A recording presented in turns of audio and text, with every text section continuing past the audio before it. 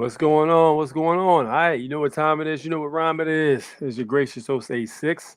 We live and direct, live in effect. We about to chop this fable, get busy, and drop this information on the table as usually and as usual, like we usually do. Actually, how's everybody feeling out there? Would y'all get into this weekend? Me personally, I went and got I watched a couple friends I know get married, which was dope. I got to hang out with the fellas this weekend. We just came from a cookout actually with the fellas and the fam. It was real nice. Had a chance to chill, watch TV, joke. You know what I mean? Eat a little bit of food. It was awesome, man. You know, it's always good to spend time with the fam whenever you can. I even had a couple friends fly in from other states, so that was the whole squad was there basically. It was nice, pretty nice. But also got to do a lot of this week. I got a lot of information I was looking into that you guys need to know about as usual. You know, every time I go with these live streams, I try to put y'all down with all the interesting stuff I see just being online or reading and stuff like that. We gonna get to that though. We gonna get to that. Let's check the chat. What's up, Low Blow? How you feeling? How you feeling? Platinum TV or what's good? How you feeling, man? Good to have you around again. FLE Grand, what up with you? Yeah, okay, it's good you had a good week and a good weekend, man. Yeah, like I said, I got to relax really this weekend. Went to get some spring water. I do that every weekend. I go grab like 8 bottles of that spring water, man, and just fill up on it, and then just through the week drink it. So I just been doing that basically, and trying to stay connected to the community. And like I said, I actually got a chance to go to there's a farm, like a farm, country market, if you would. And what it basically is all everything they have in the market comes right from the farm. So you can go right in there and buy stuff, and then it's right off that farm itself. It's got a giant area for the kids to run around and play. Um, it's got ice cream. It's got everything. It's just a nice scenery, man. You hang out there, you just feel at peace, you know. And I noticed it's a big difference if you live in like the suburban area or the urban area, and then if you go out to like the rural, which is basically the country, man, it is so peaceful. Like, dude, it's nice. It's serene almost. Like the trees are all there, man. You got the birds chirping. You got you hear little crickets and stuff like that. You got your food, and the sun is up. It's clear weather. It's real nice, man. The only spin to that though is if you live in an area like Maryland, where we got all seasons. When it snows, bro, them back roads do not get plowed. So good luck. God bless you, because you're gonna need 4-wheel drive to get out of that snow ditch. And then here in Maryland, you might get a foot of snow. You might get a foot and a half of snow. So it might be brutal. So hey, I hope you got all your food in the house in that case, because you might be in that bad boy for a minute until all that stuff melts. And then that next day after it snows, they go ahead and have a situation where the top layer will melt, and then at nighttime it'll freeze again. So now you got a layer of ice over top of the snow. So if you a lazy ass like me, sometimes when I don't want to go out and shovel, and that snow get heavy as hell because the top layer that melted and then turned into ice, and then the water then melted into the snow and froze. So now you got a ice snow, and you got to shovel all that crap. It's no good, man. But yeah, it's always, I guess, it's a balance to everything. You got an excellent situation where it's real serene and nice, but then when it's time for wintertime, bro, it is not mild. It's pretty harsh on you. So there you have it, man. There you have it. So let me see here. So let's get into what we got a bunch of stuff to talk about today, man. Whole lot of stuff. All right, so let's start with this. A lot of people are trying to get their credit straight. A lot of people are doing things like reaching out to CEOs and things like that. Maybe somebody they have a debt to or something like that, or a company they might have a debt to, credit card company and such, whatever. So let me give you guys a little bit of information that I actually found out that you guys probably should know. And you know how we do. We always drop that info upon you. So let's do that this time around. So let me show you this. So if you are looking to reach out to any of your CEOs, here's their email addresses. Now, we always train ourselves to go for the head honcho. We don't want to go with the low level gatekeepers and functionaries because at the end of the day, the only thing they're educated on is how to make the machine keep operating easily, not to question anything, not to know the higher levels. No, only thing they supposed to know is get in there, punch the clock, type the numbers, go home. That's it. They're not taught any of the other stuff. So these are the heads we need to be reaching out to. These and the CFOs also. So they're not, the CFOs aren't listed here, but these are the head honchos of these companies. So here's the email addresses here. So boom. I'm gonna leave this up and then I'm gonna scroll down a little bit so you guys can have a chance to screenshot whatever, write down, take notes, get busy, all that good stuff. I just had the bad wolf reach out to me. Hold on.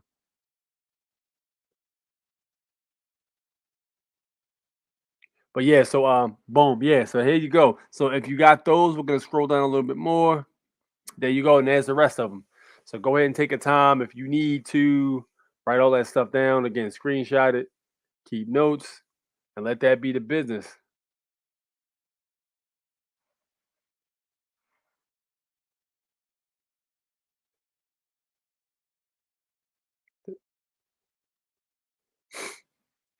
Take your time. All right. So look, if you're watching it, you can watch the replay. If you didn't get everything down already, go ahead and just watch the replay because we gotta keep it pushing. So there you have it. Those are the CEOs. You can go ahead and slide them emails forward if you're reaching out to people and you don't get the results you want. Emails are right there for y'all to get busy. So boom, there you have it. All right, so we got more information to cover. So let's keep sliding. Let's keep sliding. All right. So Stop calling yourselves. hold on one second. I want to get to that. I'm gonna get to this later. I'm not gonna get to that right now. That's a little long-winded. We're gonna get to it. But check this out right here. So I stumbled across this. Let me share this right here. This was on Instagram. Now, New York, as we know, New York is assembling, rallying up, and pretty much fighting back. So they're mounting an offense, or actually a defense, I would say, in New York against all these unconstitutional mandates and shit like that. And these are U.S. citizens for the most part, as far as I know.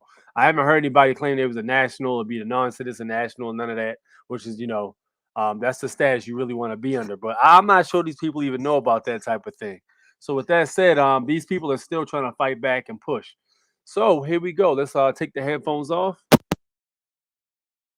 Let's see what they talking about right here. So this is New York du jour. This guy's name is Saving Sovereignty, and this guy's been fighting back against tyranny for a minute. You might have seen his video where him and his family went in a restaurant in New York, and they sat down, and the guy told them they had to have a vaccine passport to be served. He said, "I don't have a vaccine passport, and I demand to be served, and we're not getting up until you serve me some food and my family. We're hungry, we got money, we want to do business, so you need to service us. We're not moving." And that shit went viral. So here's the man right here, Saving Sovereignty. Ladies and gentlemen, this is a call to action to all healthcare workers, teachers, or anyone who's been harmed by the COVID experience. This is a form for claims of damages, injuries, or death. This comes from the Federal Tort Claims Act of 1964. This is the standard Form 95. If any employee or agency of the United States has injured you, the Federal Tort Claims Act removes the federal government's immunity from certain types of tort claims and gives the government responsibilities much like those of a private citizen. The system allows citizens to file civil suits against the government. If a private citizen committing the same act would be liable under tort law, the federal government can also be held liable. This is a weapon that we need. This is a weapon we've been waiting for. So if you are out there and you've been harmed by this medical mandate in New York City or any state for that matter, this is the form you need to fill out. Let's stop passing the baton and waiting for someone else to get the job done. Let's put in the work necessary to restore New York. You can find this form on our Telegram channel, and that can be found. She made an excellent point. A lot, and the issue I'm seeing with a lot of these quote unquote patriots and people that are out here posting all these memes and stuff, it's fair for you to post memes, and that's cool because the information must be spread. But at the end of the day, you can't wait on nobody else to get out there and make moves. You got to do it yourself.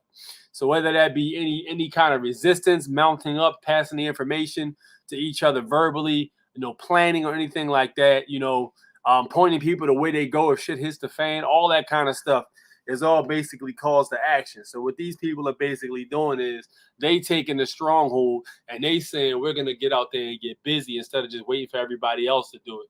And I think like too many times we sit down and wait for other, not us necessarily, but people sit down and wait for other people to get out there and make moves. And then what happens is not as many people end up making moves because everybody's waiting. And then boom, the hammer gets laid down. Now you're struggling to get the hammer off of y'all backs. You feel me? So we don't want to let it get to that point. Found on our Instagram the link to that. That is New York _ du jour. That's our Instagram, New York _ du jour. So if thousands of people utilize this form, they would have to acknowledge, the agency would have to acknowledge that something's wrong. And they would have to acknowledge that the people are informed and they are fighting back. So that's very important. It's very important for the people to start working towards a solution, a permanent solution of restoring power to the people here in New York. In order to get our voices heard, marching and rallying is a good way. But in order for the government to hear our voices, we need to put into the record this form. And this is how we're going to do it. We're going to file either with the Department of Labor, the Department of Health, or the DOE. All right, whichever agency you work for, you will file this. You will file this form in that department. And this is how you're going to get the attention of these federal employees. Let's unify. Let's get the job done together. Spread the word because this works better with numbers, all right? Thousands of people. We have thousands of people who are being laid off, thousands of people who are being on leave. So if everyone fills out an SF-95 form, they are forced to hear us. And these forms will be answered within 90 days. So go into our Telegram, hit the link, get a little more information on the SF-95 form and how to fill it out, all right? And get this done. Spread this to everyone that you know. Let's put in the work. Let's get it done. Thank you. All right, so there you go. They over here putting these forms in. They starting to come across the paperwork they need to. All the paperwork and all the information is out there. They counting on nobody to know which ones to use in order to get busy with these goofies. So like they basically count on ignorance. It's pretty much how they function. So the fact that people are really figuring out which paperwork to use to take it to the ass and tort claims and things like that.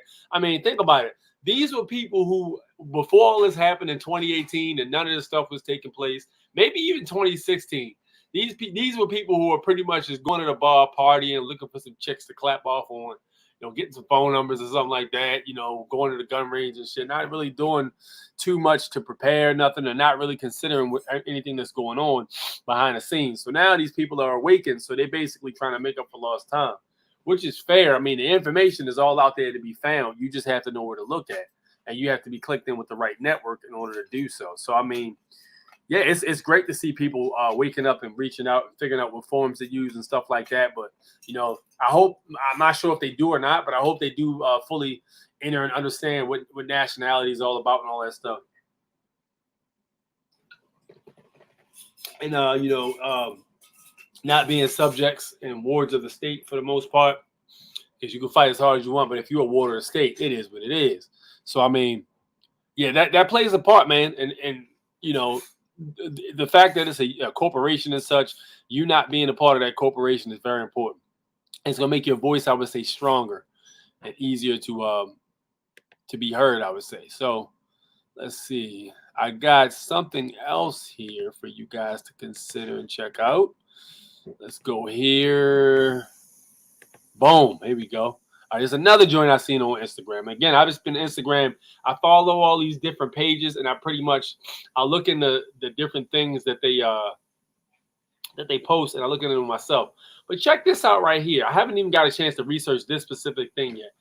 But y'all can fact check this yourselves. So look, check it out. The American Academy of Pediatrics wants all kids masked until vaccinated. Let's go to their website and see who the biggest donor is. Get out of here. Somebody fact check that while I'm online. One of y'all watching this, fact check this and go to the website and see exactly if this is true, because, it goes back to, they playing both sides of the fence. They try to play the side of the hero, then they playing the villain behind the scenes. Same thing for the Black Lives Matter thing, Marxism and all that garbage. Black Lives Matter they basically took the experience for quote unquote black people and their beliefs and things of that nature, or people who call themselves the legal fiction of black anyway. And they basically used it to Trojan horse a bunch of other shit. So if you go to the Black Lives Matter website, there's a whole bunch of other shit on there. You got the LGBT movement and all these other movements that are all attached to it. And they pretty much use the Black Lives Matter to usher it in. So in essence, they pretty much got used. But it's all Marxism, man. It's all what it comes down to. They play both sides of the fence. They play like they're a hero. Meanwhile, they behind the scenes trying to cash in on the big bucks. And then look who actually funds Black Lives Matter. It's funded by Democrats, basically. And we all know what the Democrats get busy with. The Democrats get busy with the corruption, baby. I mean, really, neither one of them pretty much are better than the other. I still say, it's all one thing. They're two different wings of the same fucked up bird. That's pretty much what it is with that. So let's see here. My man Ham Sandwich P says, just filling out paperwork doesn't work for people like me without understanding, which makes me think those people filling out the paperwork without understanding is going to help them, but with their issue without understanding, is it going to help? It is going to. I think he meant to say, is it? That's a hard one to say, man, because I don't know if they fully grasp what they're filling out. They may or may not. It may be a situation where they might have took 2020 to get acclimated. Because let me tell you something, during them lockdowns in 2020, not everybody was like just twiddling their thumbs, man. A lot of people got busy on the books. That's what I did. 2020, when the lockdown happened, I wanted to know what I could do and how they were able to do this shit, how they were able to get away with this, and what I can do to try to stand up against it. That's what I wanted to know. That's when I went down the rabbit hole. So the whole entire situation of people not knowing is, you can't really expect that to be the deal, because people really got busy probably in 2020.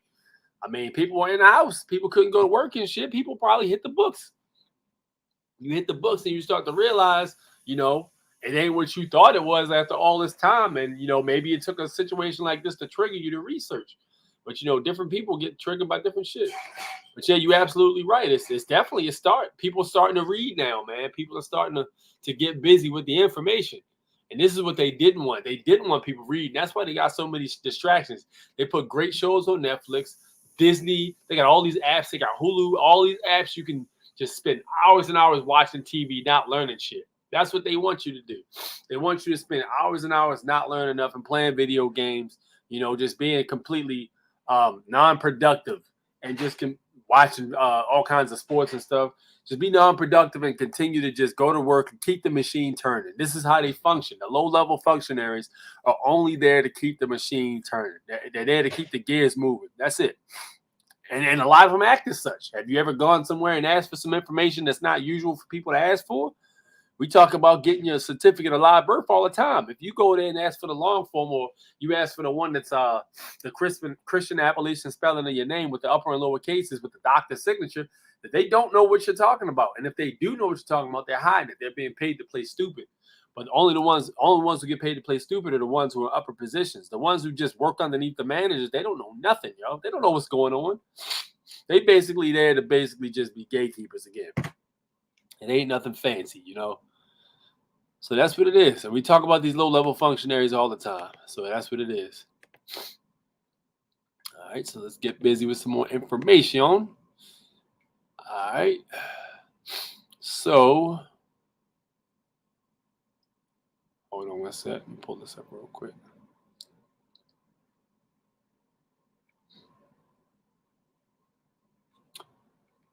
I thought I had that other one there.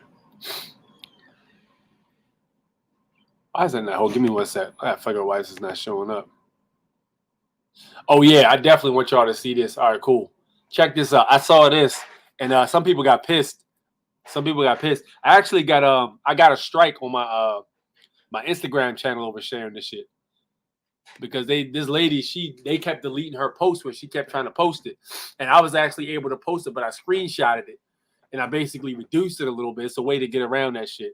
So I screenshotted and reduced it a little bit, and wasn't able to catch the fact that I was talking about the jab joint. So they caught it later on, and when they caught it, they basically told me I can't put shit like that up or whatever. But fuck them. I'm still going to do it. So, boom, check this out. Norway reclassifies COVID-19 no more dangerous than an ordinary flu. This is the same shit we've been talking about, bro. And I had this conversation with guys last week. I was like, yo, this guy was like, yeah. I was at the wedding, one of my boys. And he says, yeah, man, I caught the COVID-19, man. I felt terrible. My back was hurting. My stomach was hurting. My chest was hurting. I got sick. I lost weight, such and such. He's like, that shit is real. I said, bro, first off, what is your diet? He was like, well, he pretty much eats everything except pork. And I said, yo, check this out. You went almost a year for the first time in your life. And you guys know what I'm about to say because you hear me talking about this all the time. I said, you went for almost a year for the first time in your whole entire life, sterilizing everything your hands touched. Your car doors, your steering wheels, tools you pick up at work, your door handles, everything you touch on a daily basis has been sterilized. So all the germs off of everything you touch have been killed, right? Follow me here. You're eating, you're still eating the same food. You never changed your diet, right? As a result, you're also wearing masks. You're not inhaling different shit in the air for whatever reason. You might still be, but not as much probably. Even if you have like one of them cloth masks don't do nothing, but whatever. You think you're worried about getting sick second off, your mind is already all screwed up. And then third off, you're social distancing. You're not standing next to anybody. You're not catching that guy who likes to say it and spray it without saying it, whatever. You know, say it, don't spray it, that kind of guy. The motherfucker always spraying shit and it's getting in your face and shit. And you pissed off and all that. I mean, let's be real. It happens on a daily basis. Somebody might be standing next to you, faced away from you, who's spraying what they're saying. You might be turned the other way talking to somebody else, and one of them particles might get in your mouth. You know, germs and such, bacteria or whatever. What people don't realize is when they do all this shit, your stomach does not get to absorb the good bacteria or the bad bacteria. So what happens is your immune system is not working the way it should. It's taking a vacation because the body's only going to do what it needs to do. So if you don't have those stimulants, basically, your body's going to basically your immune system is basically going to fall back a little bit. It's going to be compromised. So when you get something like a regular cold or let's say, God forbid, the flu, that shit is almost going to fucking kill you. Because your immune system is not doing what it's supposed to be doing. Your bacteria aren't all there like they're supposed to be. So he was like, yo, I never thought about it like that. Yo, I said, yeah, that's what it is, basically. Everybody's doing all this social distancing, and you're not giving your immune system a chance to work. And I said, bro, I never really fucked with the masks like that, man. You know, I think I did the mask like I think it was the first 2 weeks. Because they say, yo, 2 weeks and we back to normal. And I didn't believe it. I was like, yeah, this is bullshit, but I'm going to wear the mask for 2 weeks. That the first time it hit, I wore the mask for 2 weeks, and they said, yeah, another 2 months. I was like, I'm done. I took that mask off. I was finished after that. So I got the fake mask and shit to move around still accordingly. But, you know, fake masks don't do anything. And they tell you on the website. So at that point, I was basically done. And I wasn't sterilizing every damn thing I touched. I said, fuck it, whatever. I'm just going to let my immune system get busy. I never got sick, not once. And I told them the reason for that is because, you know, I basically didn't give my immune system a vacation. That shit had to constantly keep working. You feel me? So let me do this here. Let me get back here. Basically being an NPC. Yeah. Yeah, basically. Yep, basically. And people wonder why they're getting sick. Oh, shit, I didn't mean to do that. But people wonder why they're getting sick. And the reason they're getting sick is their immune system's been compromised, and they still doing the same shit. Well, nothing's really changing. What's sad is because even if we try, it's folks that love the Matrix and never want to come out. Yeah. And we talk about this all the time, bro. You can't save everybody. Not everybody's meant to be saved. And it's unfortunate, man, because you want to see the people you love and care about and you think could be a valuable asset for you there. But at the end of the day, your path is not meant for everybody, man. It is what it is, you know. So we just got to take that and we got to keep it moving. The only ones you can save is the ones who inquire about the knowledge. I had a guy, one of my boys, he basically was like, yo, how did you do some of the shit you be doing for us? He saw my tag, and I just thought I gave him a small explanation, like, yo, I do a consultation. So if you like for me to explain to you everything, I can. As far as the basics level, I can explain it to you. So he was like, yeah, he's interested. And he was curious. So he wanted to know how to do it so I can educate somebody who has questions. Somebody who don't have questions, you can't force the information on them. You know what I mean? So yeah. What Jimmy talking about? 2 weeks a sheep. The new movie title for you. 2 weeks. I ain't gonna lie to you, Jimmy Bennett. I didn't believe a lot of stuff that was on the news. I had a lot of questions, but I was nowhere near the level I'm on now. But thanks to everything that happened, I've gotten to the level I'm at, which is learning a lot. So this was like, man, I think this was probably early March of last year, 2020. And I was like, all right, I'm aware for 2 weeks. And I wore like I had like a scorpion type mask, which I always wanted to wear that motherfucker anyway. And it was wintertime. So I said, I'm gonna wear a mask for 2 weeks. And then after they said, yeah, you gotta wear it for 2 more months. I said, yeah, bullshit. I knew it was something wasn't right, yo, because I could just sense that something wasn't right. But that's when I really started to get busy with the learning and stuff like that. You know, I ran into a friend who was into that stuff, and I always thought he was crazy because I never really fully got what he was doing. But then he started to explain shit to me. I'm like, yo, what? Really? Then I started to look into it like, get the fuck out of here. And then I started to get books and stuff like that. Started to read those books. And after that point, I was hooked, man. I be talking to him now. He be like, damn, yo. I remember when I first talked to you last year, you ain't know nothing. Now you know damn near more than me. I said, man, yo, I just hit the books in 2020. You know what I mean? You got to get in them books. It's like Yusuf L says, man, we got to get back to reading stuff, man. Facts. Oh, yeah, but to hell with you for saying that sheep shit, man. How would you go about filing income tax? I did the revocation of election, and my tax guy didn't want to file my taxes when I told him about the revocation of election. I need a 2-year tax return for loan. You got to talk to me privately about that. Now it's probably not the place. How much effort do you think we should dedicate to trying to help people see there's a different way? I'll be honest with you.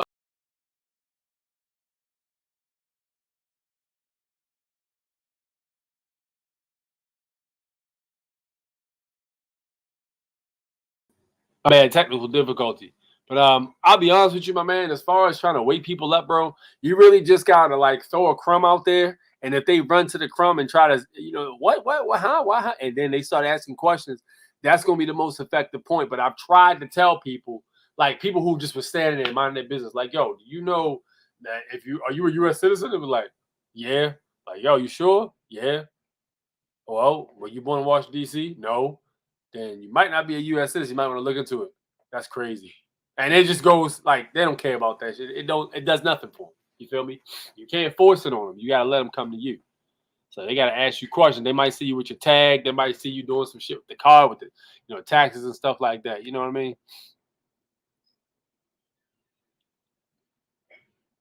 Yep. Jimmy says right here, you don't need a tax return for a load. There's ways around that standard. A loan he meant. I know what he meant, a loan. That's facts though.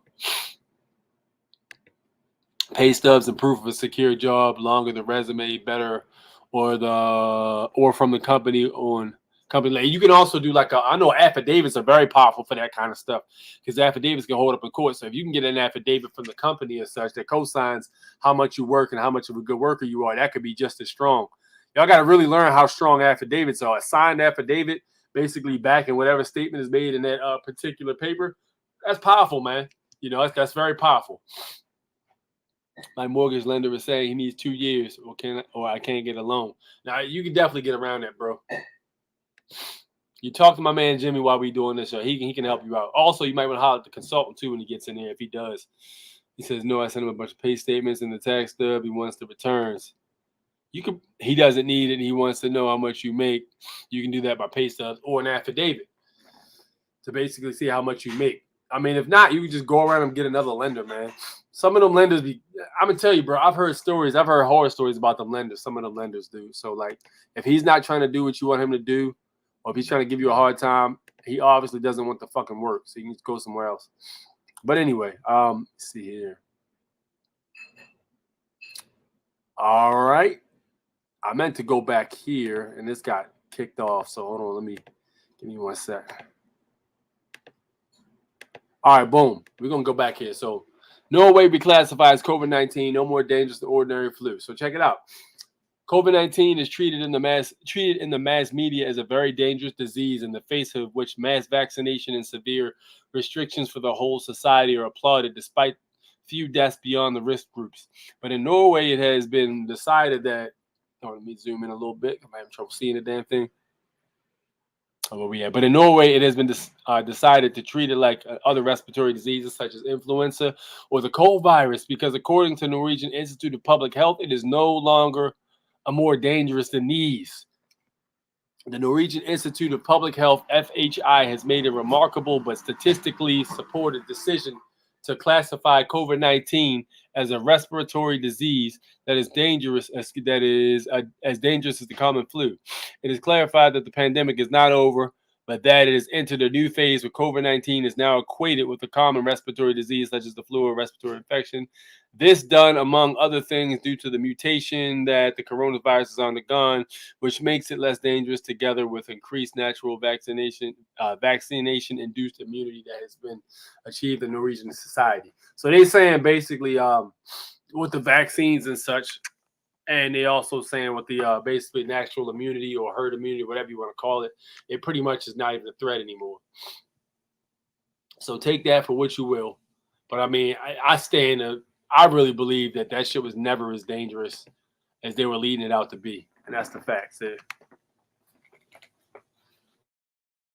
And that's based off of, that's based off of my research, what I've done. So, yep. All right, get back up here. Heavenly Low Blow says, read. Absolutely. Get busy with the reading. Still talking about the other thing. And get busy there. Yep, so y'all still talking about that. Yep. So absolutely on that one. So let's see here. One more thing I wanted to show you, actually a few more things. Check this out right here. Now, I always wondered how they were going to pull this off. And we all know that the damn election was stolen by the Democrats. We know that. This shit's probably all a farce anyway, but the shit just didn't sit right with me how that whole shit happened. I mean, I know Democrats are basically moving away from areas like New York and California in record numbers, but they want you to believe that all these people are moving to Texas, Arizona, and all these other red states that were in good shape until the Democrats got there and changed the states from red to blue, which I don't believe that at all. But that's what they would like to lead you to believe. So check this out. Arizona's AG confirms it is investigating audits election fraud claims, but has run into a problem. Arizona's Attorney General Mark, I'm not even going to try. What the? All right, I'm going to try. I'm feeling brave today. Bronovic, boom, there we go, has confirmed in a letter to Arizona State President Karen Fann that his office is investigating election fraud claims related to the 2020 election, but it has run into a few obstacles. The state's Attorney General's office is thus seeking more information from Arizona Senate in order to proceed, and it was detailed in a letter issued by Assistant Attorney General Jennifer Wright on Tuesday, which is provided below. Dear President Fann, the Elections Integrity Unit of the Arizona Attorney General's Office, AGO, is in receipt of your letter dated September 24, 2021, and related audit reports pertaining to the state's forensic audit in the 2020 general election. In order for the unit to conduct a thorough review of the information contained in these reports, we respectfully request the following: unredacted copies of all reports. Yo, and you know what pisses me off? When they declassify some shit and all the good shit is redacted. Like, yo, what are y'all doing, yo? How you gonna declassify some shit and redact some shit before you declassify it? I don't give a look. Don't even release it then. If it's redacted, don't even fucking release it. Like, why would you put that shit out there when it's goddamn black markers all over the place? Hey, that shit remind me of Call of Duty Black Ops, where you start the bad boy up and all the great information is redacted. It just looks like the whole thing is redacted. The only word that's not redacted is the word of and the word the. So it really gives you no information at all. But I just a pet peeve of mine. Appendices referenced in Cyber Ninja's report, volume 3. Evidence supporting findings contaminated in Dr. Shiva's Ayadurai's report entitled Pattern Recognition Classification of Early Voting Ballot Return Envelope Images for Signature Presence Detection by Echo Mail. That was a whole lot of shit. evidence supporting findings contained in Ben Cotton's presentation, digital findings, and an opportunity to meet individually with each of the contractors, subcontractors that prepared the report or presented filings to the state. Please note that the unit sent a letter to Maricopa County directing them to preserve all potentially relevant materials related to the 2020 general election, 2020 presidential reference election, and the 2020 primary election. The unit will send a follow-up letter asking Maricopa County to respond to the report's findings, as well as invite them to private rebuttal evidence. On Monday, the Attorney General's Office of the Solicitor General sent a notice to Maricopa County regarding the Arizona audit. It states the following. As you are aware, the Arizona Senate released the findings of the forensic audit in 2020 general election Friday, September 24th, 2021. The Elections Integrity Unit of the Arizona Attorney General's Office has begun its review of the report and materials provided by the Arizona state. Based on the information contained within the report, the unit expects the need to obtain documents, files, and related information during the course of review that is potentially relevant to the 2020 general election and is currently under the direct or indirect custody and care of Maricopa County Recorder's Office, Maricopa County Elections Department, and the Maricopa County Board of Supervisors, combined referred as the Maricopa County. And I ain't reading the rest of this shit, so y'all can look into that pretty much. But they're basically trying to do a forensics visual, which they've already done one, and they basically didn't find anything. But see, the issue with this reminds me of when police do some fucked up shit, and they say, yes, we're conducting an internal investigation, and then they do an internal investigation amongst themselves, and they clear themselves of any wrongdoing. Like, bro, this is the most sideways shit I've ever seen in my life. And I don't think they'll ever find out, relative or hardcore facts that shit was stolen. I mean, we all know it's bullshit, but you'll never find any facts on that because it's all in house, man. And what is that weird computer they use to count the motherfucker? That shit is all in house, man. There's no possible way you're gonna be able to find this shit out. I mean, I don't think it's gonna happen personally. So that's my 2 cents on that. We all know it was bullshit. We all know it was suspect as hell. But do I believe that there'll actually be a situation where anybody will go to jail behind that? No, probably not. But hey, the corporation's a corporation. They can put whoever in charge they want to.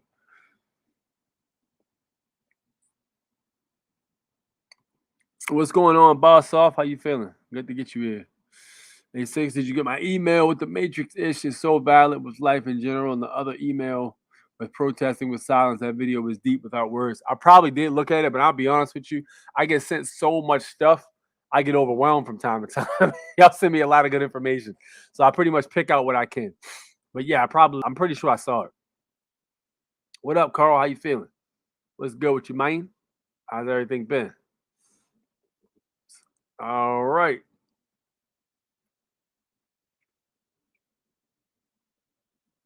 Why is this here? Hold on. Get some of this junk out of here. All right. So another thing I wanted to talk to you guys about was like weird coincidences, man. So if this is indeed the Matrix, which a lot of us believe so, it's could possibly a simulation, could possibly be a simulation. This could be like the whole entire simulation theory, which could possibly be relevant.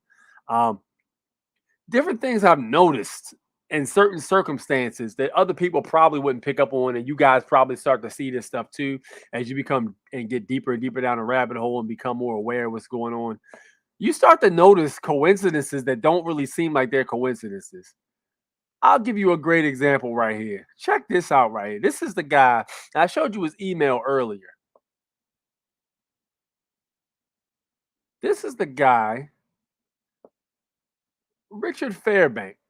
Now, zoom in. Let me change the view on my camera so you guys can get a clear picture of this guy. Look at this guy right here. Look at this dude. Look at this dude. This guy's name is Richard Fairbank. He's supposed to be the CEO of Capital One Bank. You cannot look at this picture and not think something's not right with this guy's face. I wish I can pull it up all the way. If I click it, it's not going to come out right.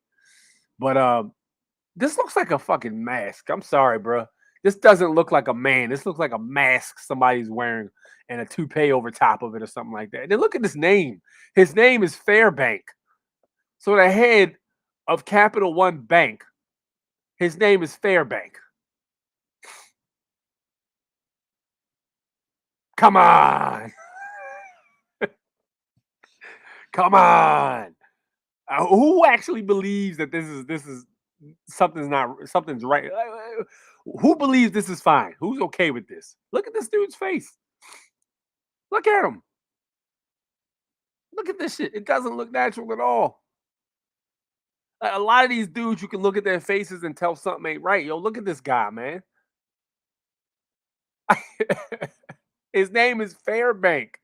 So you mean to tell me coincidentally this guy was born and he just happened to become an ancestor of somebody who was in charge of a bank? Or nah, bro, no. So he just got the job, and his last name was Fairbank, huh? Nah, bro. And how about dare I say Alicia Keys? She plays the piano. Her last name is Keys, right? I don't know, man. We definitely living in the Matrix because some of that weird shit is like stuff I be talking about, man. You just gotta pay attention to it. It's all in your face. But nah, that don't sit right with me. Unknown user, what up with you, man? Good to see you checking in. Many people will put their focus and hope on Trump again instead of on themselves as self-responsibility. Yeah, but I will say this though. I think a lot of people are basically right now standing up against these mandates. And since Trump's not around to help them out, they basically are learning how to stand on their own 2 feet. So maybe yes and no, Richard Fairbank is called I'm a Reptilian. Yeah, how about that, huh? Jimmy Bennett know what's up. How about that? That shit is nah, bro. I ain't buying that for 1 second. The dude's name is fucking Fairbank. Like, no, bro. That's suspect as hell. Hell no. No, sir. Nah, I ain't accepting that. No, sir. He looks like Koopa from Super Mario Bros. Movie. That motherfucker look like a goddamn. He looked like one of the mushrooms. You know how you get them. You know how in Mario 3 you gotta mash up the cards. It's the 3 rows and you gotta mash the cards up, whatever. You know how you get the mushroom top, the mushroom middle, and the mushroom bottom. He looked like the mushroom you gotta mash up with the eyes and shit. He looked like a fucking mushroom. One of the Mushroom Kingdom motherfuckers. A guy looks like a Lego man who came to life and went under the knife. Yeah, that dude's nah. And they'll say, well, we're saying, right. Like, yo, nah. Ain't no way that motherfucker is the CEO of Capital One Bank and his name is Fairbank and that motherfucker look like he got a mask on. Absolutely not. I don't care. I don't care if it's a name change. You know what else they do? Face changes, bro. How about that? How about they do face changes too? How about his face is a change? How about that? Nah, bro. I don't care. Hey man, we need like a group chat. We all can just share info for nationals only. We actually have one, but we kind of keep a cap on it because we had some information on a motherfucker that came in the bitch. So we keep it private between certain people. Did y'all see Obama and them picking up the shovel for the new library? They didn't even have masks on. They forgot, but they all have masks on. Hey, look, check this out. How about at Obama's birthday party? Or maybe it was Michelle's or something like that. His birthday party. How about none of them some bitches had masks on? They over there telling people to wear masks and shit like that and social distance. These motherfuckers are hugged up on each other. Multiple pictures of nobody wearing a mask in that bad boy. And this was just 2 months ago. Ain't nobody wearing no masks in there. Get out of here. Saying King Kevin has arrived. Everyone bow. The King Kevin. Yo, listen, Kevin is the king. Kevin's a wild boy, man. So, hey, Kevin, you ever get your stuff back from the force? You ever get your stuff back, Chief? You know about gematria. It's Jewish mysticism and words and events can be decoded as crazy. Yep. Yeah, I heard about the gematria with everything pretty much can be measured up in words or something numbers or something like that. Well, they say another thing that supports the simulation theory is that everything can be figured out with the right mathematical equation. You can figure out any outcome to anything that's ever happened and will happen with the right equation. You have to have the right equation, though. And the only way that could possibly be is if the reality we're living in was basically run by numbers. So if it was run by numbers, the only other thing that's comparable to be run by numbers is a computer program. Because if you look at how those decoders and those coders do, it's nothing but a series of numbers put in a program. That's all it is, a series of numbers put in the program, and that certain equation of numbers does a certain thing. So, like, let's say on Grand Theft Auto, for instance, if you were to jump off the top of a building, there's a certain equation there that's put in place to simulate gravity. So when you hit the ground, you die. That's supposed to be part of the program. You know what I mean? But that's all numbers. It's all done through equations and numbers. So if that's the case, then it would have to be the same thing here. The laws of physics and stuff like that. It has to be all calculated by numbers. And if that's all the case, we are indeed living in a simulated reality.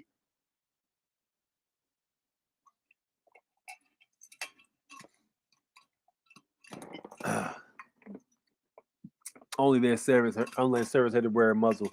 Yep. How about that? Huh? Only the slaves had to wear a muzzle. But that just shows you exactly where they are. That shows you what time they on. You feel me? And it just makes me wonder if the people that had to wear masks was U.S. citizens. Just curious. Geometry is a major key to reading the Matrix. Yep, absolutely. I look at people, the whole entire George Floyd thing I had looked at, and they were using geometry to decode. It was basically a Masonic message or something like that they were saying. But yeah, it's basically a decoding of the program itself. So it shows you exactly how they get down.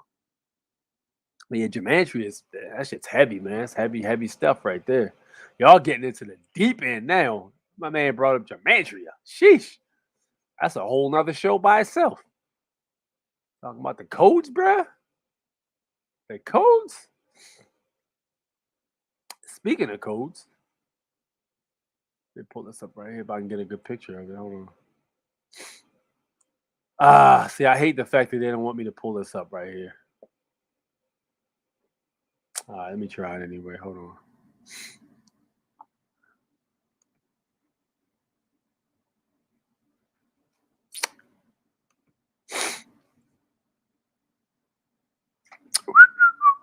Hold on one sec. Yes, they got a bunch of other shit on here. I wanted to pull up HAL 192 that got turned into Public Law 7310.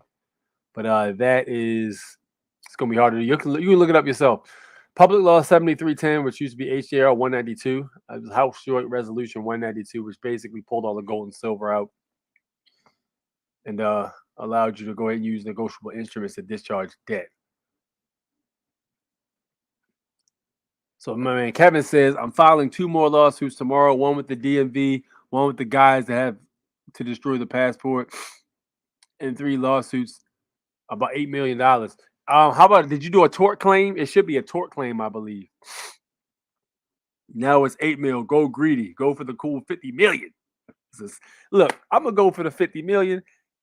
I take a nice little settlement of a humble 13 million. At the taxes, I'm gonna walk home with 6 million unless you WAB in it. I assume that will work with something like that. I don't know. But yeah, he definitely destroyed your documents, bro. You were a foreign national, and someone from another country or damn near another country basically destroyed your shit.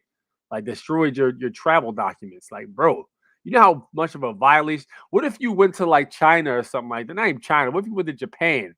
And a police officer got in an argument with you, he took your passport and ripped that shit up.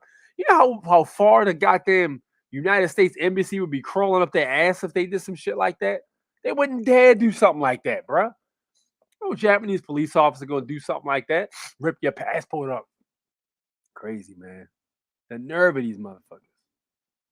Good movies to check out. There's one called Under the Silver Lake. I just watched it, kind of a corny movie called Blood Sacrifice, which centers around rap music industry, but you can say music. Let me tell you something about rap music, bro. I listen to which I'm gonna check that out, but I listened to some music when I was younger that came out in the late 80s and the early 90s before gangster rap actually came out, before Ice Cube and them came out with Straight Outta Compton. And the music was so positive. It was pro-black. I mean, you had guys like Common Sense, Queen Latifah, you had MC Light, Ari the Rugged Man. You had a lot of like dudes that were making music, Rakim, all those old school heads that were making positive music. It wasn't no head thumping music, it was positive music. And I remember that track called Self Destruction, and it was about a 13-minute long track. And it was kind of like one of those public service announcement tracks where the rappers just do the joint just to be on some positive influence for the children, kind of like just looking out for the community.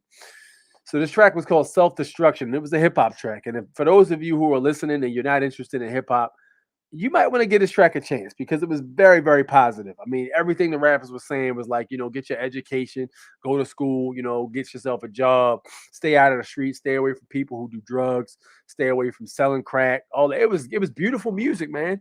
And it was nice. But then you listen to that very pro-black Afrocentric focused music back then. And then Straight Outta Compton came out. And a lot of people blame Ice Cube for that whole gangster era because after Straight Outta Compton came out, then you had groups like Mobb Deep and you had groups like a bunch of street groups that came out. Now, I'm a hypocrite because I always say I don't like that kind of music and stuff like that. When I was growing up, I never really listened to that kind of music, but I did like Mobb Deep. I still got Mobb Deep. I was listening to Mobb Deep yesterday. So I'm kind of a hypocrite when it comes to the music in certain circumstances. But I will say rap music took a mean turn around that time. And if you look how rap music really started, it was really started in the hood neighborhoods, man, the real ghetto neighborhoods where they were real poor. There was like a power surge or something like that in New York around that time. And certain areas in New York didn't even have power anymore. So like you had situations where people were rioting and stealing stuff. And some guys would go to the record store and steal like DJ equipment. And since they didn't have anything nice in their neighborhoods, they would literally start to create things to make their neighborhood look nicer. Since the government wasn't coming through and doing anything to help their neighborhoods, they would graffiti their neighborhoods. Like they would take like spray cans and stuff like that they stole from out of the department store, and they would create a nice mural, a beautiful mural on the wall of a broken down ass building with knocked out windows and rats running around. They would create a real nice mural, a beautiful mural. And they would do this all around the neighborhood and it livened the neighborhood up. And that became one of the elements of hip hop. And then late nights after people were working their asses off and going to work these hard ass jobs, at bottom of the barrel type jobs, they would come to these little clubs and stuff like that. And when they went to these clubs, they would play music and they would dance. So like you would have what's called an MC, master of ceremonies, who would be controlling the crowd. Yeah, did y'all like my man, my DJ right here? No, check out my other DJ. And he would play his music and everybody would be dancing. And then you would have somebody break dancing in that bad boy too. You would have two people break dancing and they would battle and stuff like that. That was another element of hip hop, break dancing. Then DJing was another element. So that was the third element. Then you had some guys that would come in there and ask the DJ to take the mic and they would get in there and start freestyling. So they would freestyle. And the people that were there dancing, they would say, yo, this is tight. He nice. Who he? And then boom, MCing. So you had rapping. Then you had guys that Kumo D versus Busy B. They started the first battle ever was Kumo D versus Busy B, I believe. Actually, that's not true. The first insult type battle was when Kumo D battled Busy B, I believe. And he started to insult him. So that brung along battling, MCing. So you had the four elements of hip hop. And that basically all started with there. So when you had the four elements of hip hop that were basically put together to bring positivity to a negative situation, when they started to get involved with the industry started to bring that forward and it was still in a pure form. So it was still positive. But then when people started to realize they could make money off that shit, here comes the gangster rap. And that's what I still say the gangster rap is what messed it up. People blame the South for hip hop being in a negative light, but I still blame all the violence, man, because you lower yourself to the standard of lower vibration of violence, you get to the point of having to deal with the compromised music. And when it becomes just about money and selling units, and it's no longer about uplifting the people like it was originally started for, the soul is gone. That's why you got mumble rappers now. You listen to rappers now, you can't understand nothing they saying. And the reason for that is because it starts with that shit. It's a domino effect, bro. It didn't just start yesterday. This shit started in 1995 or 6. You feel me? But yeah, man, there you have it. The hip hop shit it's been compromised, man. He does look sus. Exactly. That's what I said.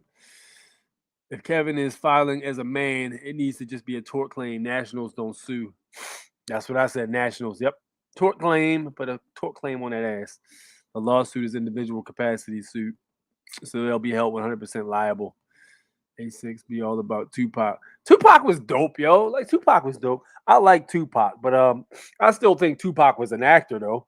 Shit, a lot of y'all probably don't even know Tupac used to go to Baltimore School of the Arts, and I actually knew some cats that grew up with Tupac, and they said he was not hard at all. When he was getting along with Jada Pinkett, because Jada Pinkett used to go to Baltimore School of the Arts here, and they said Tupac used to walk home. They used to get on Tupac. I know guys that was his age that said, "Yo, we used to clown Tupac when he used to walk down the street." You know, we used to clown him like because everybody thought he was a little feminine and shit.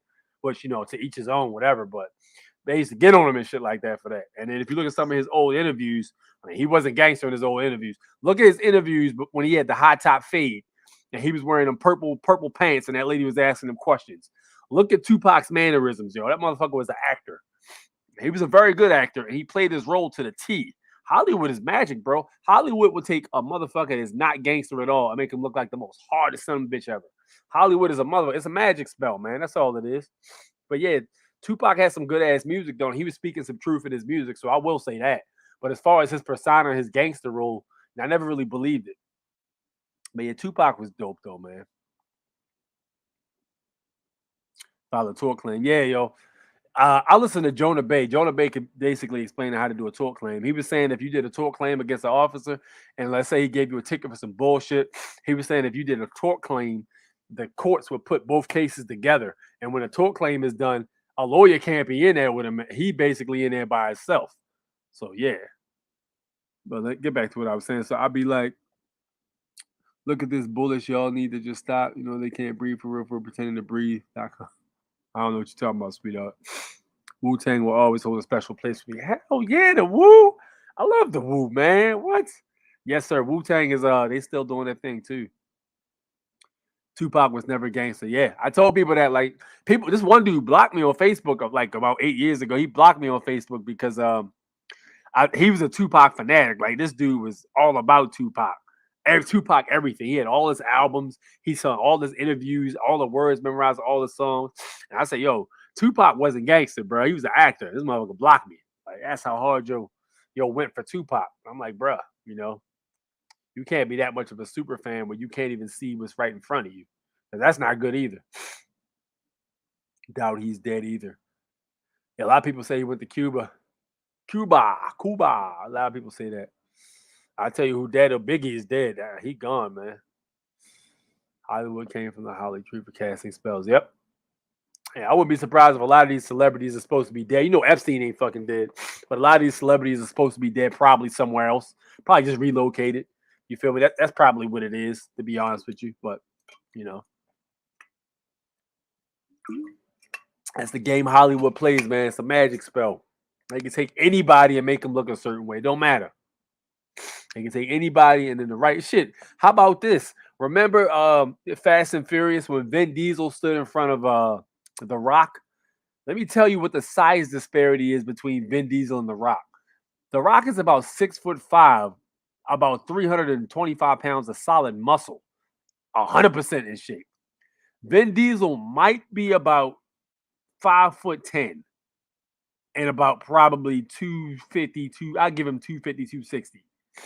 And they put these some bitches in front of each other in Fast and Furious, and they look like they was the same height. But it's a camera trick that they did because they had both of them cut off from the elbows down. It was a car in front of them, so they had him standing on like some type of shit in front of The Rock to make him look like he was that height.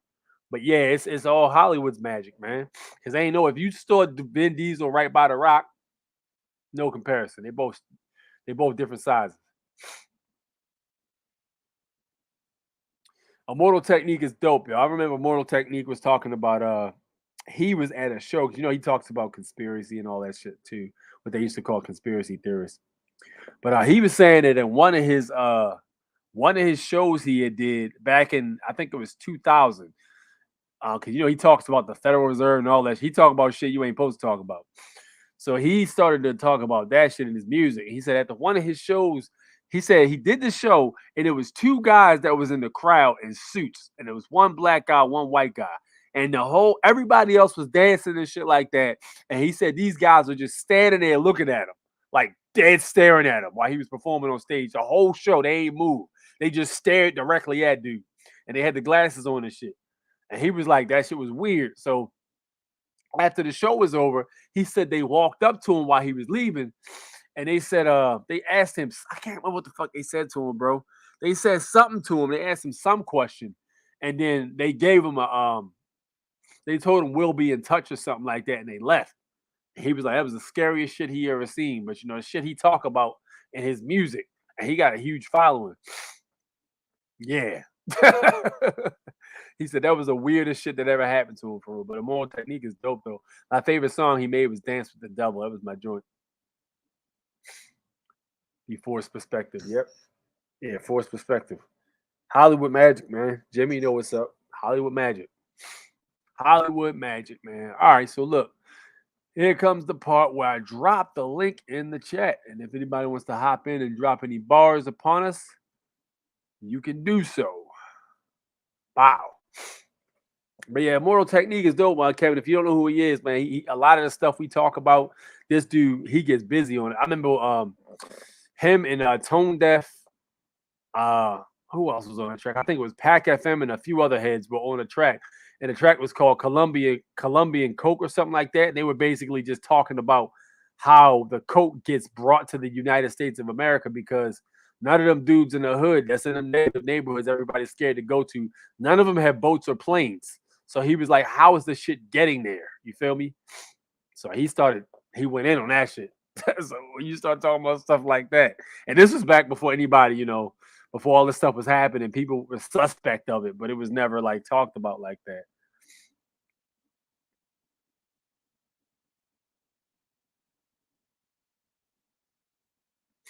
But yeah, there's the link. If anybody wants to jump in, or if anybody has any additional questions we can bring up or such that we can talk about now. But yeah, as far as the hip hop thing goes, yeah, Immortal Technique is fire. I used to like Idea. Idea was dope, but he damn overdosed and shit. He was very conscious too. He was real good with the spoken word also. But yeah, Idea was my man. I think we all caught up here on the comments. Yep, we all caught up. Anybody wants to drop any bars upon us, jump in and mention anything. But yeah, as far as the tort claim goes, you might want to check into Jonah Bay. Jonah Bay has a pretty good channel talking about tort claims and such.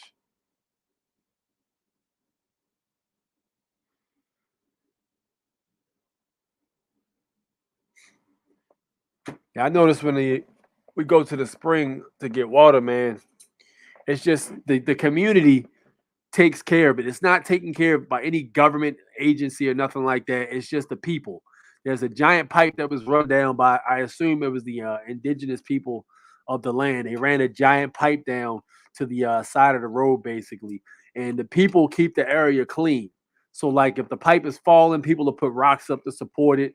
If it's a situation where the pipe needs to be cleaned, somebody will bring a giant pipe cleaner and put the pipe cleaner up in there and clean the pipe out and stuff, so the water still comes out nice and clear. But yeah, it's a group effort, man, and it just makes me wonder if people can maintain something as important as a water source.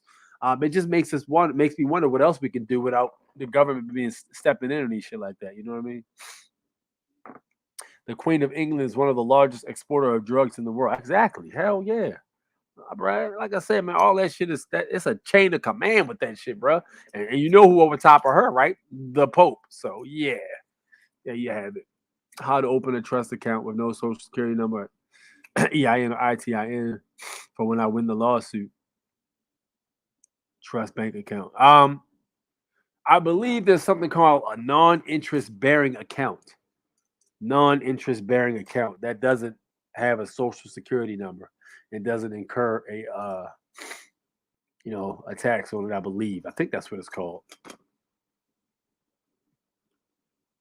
Loki Good, he's from Britain. Word. Oh boy. Tired as hell. Yes, sir. But that's basically what it is. If anybody wants to jump in, link is above. I would check out Jonah Bay. Thanks. Exactly. Hell yeah. Check out Jonah Bay. He's got a channel on YouTube. I think his previous channel must have got deleted because he don't even have a lot of followers on there or subscribers. I thought he would have had more because he's been around for a long time and his information is crisp. He's got some great information. So I recommend checking him out if you could, man. Give him a look on there.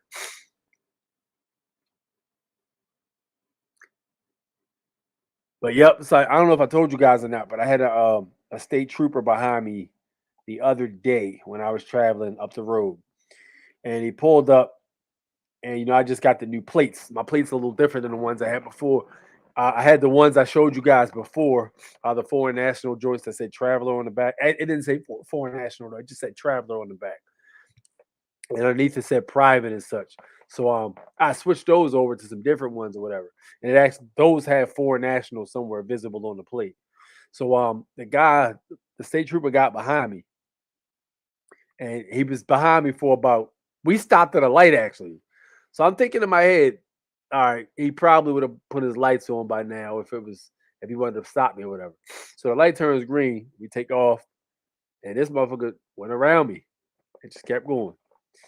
And these new tags I have, they've got the UCC 1308 code on it. So those joints are I think they're pretty dope. And I like the fact that they've got that all rights reserved on it. Give the pig the finger and travel on. Jimmy, for you to be a conservative Christian, bro, you off the chain. You off the chain, man, for you to be a conservative Christian, man. Nothing wrong with that though. Do your thing. State troopers though. They might. State troopers might know. We got a lot of state troopers here in Maryland. We got but this state trooper was a dick though for real, because I seen this state trooper pull somebody over before, and this guy was like ass. Like he just was, how you just get that cop he don't give you a chance to say shit. He just want to cut you off and shit like that. It is what it is. But yeah, he was. I seen him operate before. He was a dick, so I figured he was gonna be a dick, but he just went around. But it's very much a possibility state troopers could know, but that don't necessarily mean they're going to follow what they're supposed to do. You feel me? As for A6 changing plates, do you hold superior title? Yep. Yes, I do. Yes, I do.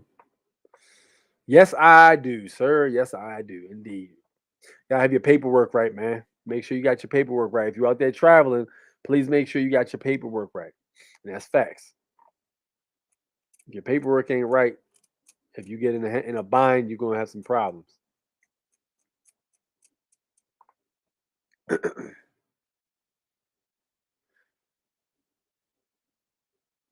right. Yeah, so if y'all don't want to talk about nothing, man, we might be able to knock out of here quick, bro. If y'all ain't got no other questions or nothing y'all want to discuss. We an hour in, drop the info there. If y'all ain't got no other words, I can go ahead and I can get my ass in the bed early. if my information is no longer required here and y'all are good, we can punch out early, man. I don't mind working longer though, I don't mind dropping bars upon thee. If I get railroaded one more time, that's not going to be good. I'll be honest with you, Kevin. Your path is going to fit your personality. So check this out. If it's a situation where you're getting hassled, you're developing the skills to be able to deal with those situations to fit your circumstances, if that makes any sense. So if you, let's say for instance, with me, I handle things a different way than you.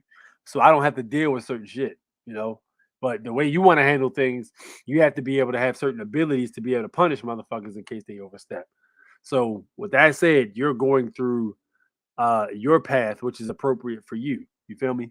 So your path is to just say whatever the fuck you want and exercise your First Amendment right to speech, which is fine. You can do that. But you got to be able to punish these some bitches when they get out of line, This is a catch one too. But you can do it though. I mean, fuck it. They're supposed to railroad you. Yep, they're agents, man. Remember on the Matrix when Neo was talking to Morpheus when he got in that little fantasy world, and it was just an example. And he was talking to Morpheus, and Morpheus was explaining him how the Matrix works. And he saw that chick in the red dress, and then he was talking to Morpheus, and he says, "Are you listening?" And he says, "Yeah, I'm listening." He said, "Oh, are you looking at that chick in the red dress?" And he hesitated to answer. He said, "Look again." As soon as he turned around, the agent had a gun pointed at him. The chick in the red dress turned into an agent and pointed the gun in his face and shit. Yeah, agents is going to do that, man. Their job is to railroad. Their job is to protect the matrix. That's their job. That's why they say any of these motherfuckers that's plugged in can be your enemy. You can't trust any of them. Yo, what up, man? Good to see you here, Chief. If you want to get on live, man, good thing you're here, bro, because I know I talked to you earlier this week. If you want to hop on the live, if you so desire, I'm going to post a link right here. All you got to do is click the link, and then it'll bring you here, and you can jump in the live, Chief. You feel me? And we can get busy. So, all right, my man Jimmy Bennett says you need to rebuttal their stuff, otherwise it stands. You also need to know the rule of three. Sometimes you must have to repeat yourself to show standing the intent. Three. Yeah, I that's a fact. My man just dropped some great information. These people do everything in threes. The juice do everything in threes. You feel me? The juice is loose, but they do everything in threes. That's how they move around. This system is run by the juice. So threes is how they move. So just remember that. So if it's a situation where something didn't work the first time, you might need to do it twice more. But they work in threes. 3 days to response. Multiplied by 3 or multiplications of 3, 3, 6, 9, 12, 15, 18, 21 days as such, So yeah, remember that. Even 30 days and such like that is 30 times 10. So that's gonna be threes. Yep. I guess when the lawsuit's over, they'll leave me alone and I'll get paid. After the tort claim, not a lawsuit, tort claim, bro.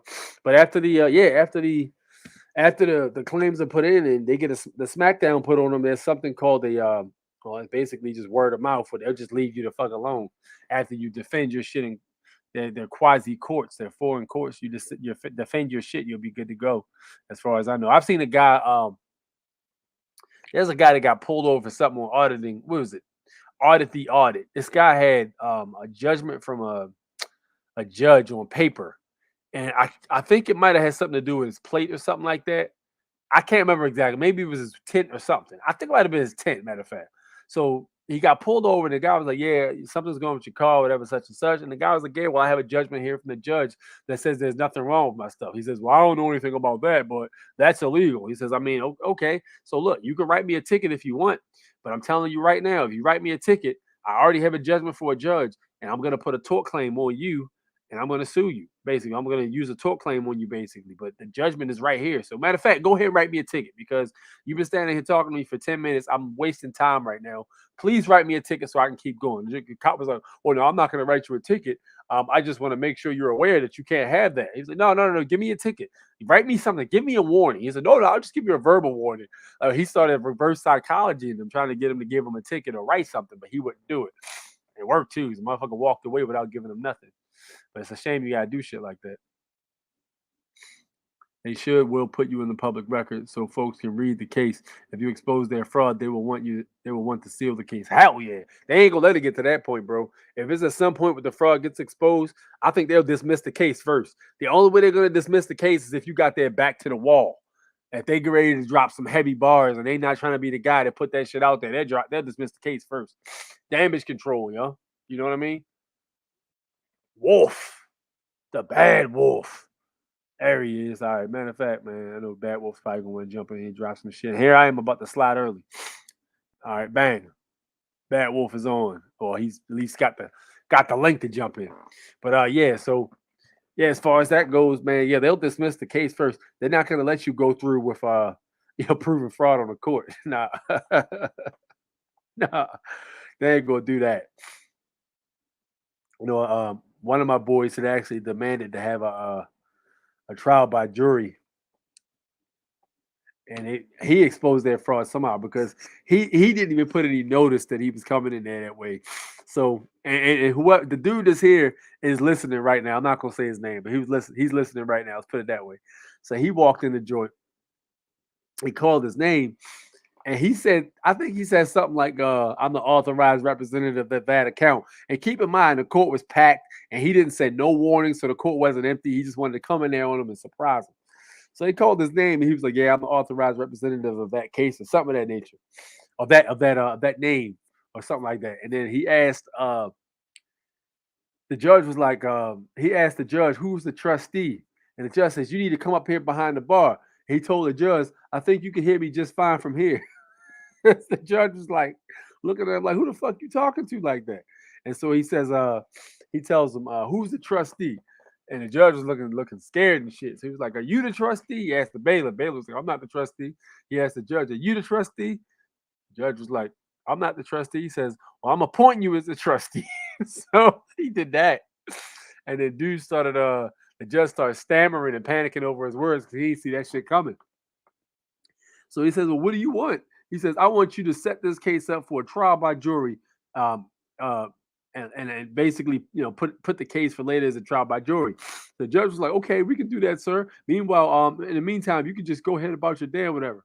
Man, he said he got a note a week later. The case was dismissed. I think it was a speeding ticket or something like that too.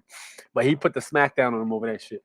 So yeah, before they exposed that fraud, because the trial by jury, bro, you'd have had some jurors listening to that shit, and you don't want that shit to get out in front of some jurors, so they'll dismiss the case first before they become the guy that exposed, became an asset or such to be exposing the fraud of the court. You feel me? They'll do that first. Cant probably never sent his affidavit of status to the chief of police, governor, and attorney general. This takes away their ability to say they didn't know. Yeah, I told him about that a while back. I'm not sure if he did it or not. They're messing with probably because my age too. They're like, let me put this kid back in his place, maybe. He says he sent it to him. I sent the letter to the sheriff and attorney general letting them know I'll be traveling. Yep. Craziness. I mean, it could be a situation where he did something. I'll tell you one thing. I've heard how corrupt Massachusetts is. Massachusetts is on that bullshit. Massachusetts is on that bullshit.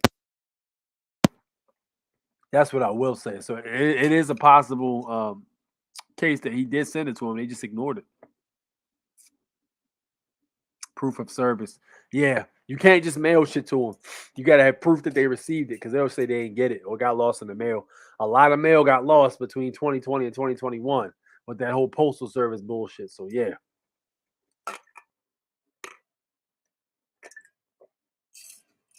A lot of mail got lost like that. So, you definitely got to say that, have them prove that they got it and record it publicly. Yes, sir, Kevin. I had the signature return receipts. Okay, he got that. He got that. So, Kevin, you still traveling, Chief? You still traveling privately, man? You still got your private tags on? Anybody pull you over since? You still fighting, man? I know Massachusetts, they on that shit, man. Massachusetts is wild. I wouldn't do nothing in Massachusetts. I wouldn't even visit Massachusetts. So you got another. What plate did you get this time?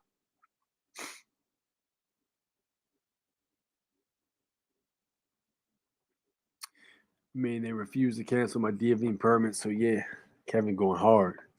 Kevin saying, "Fuck the system." Did they get behind you though?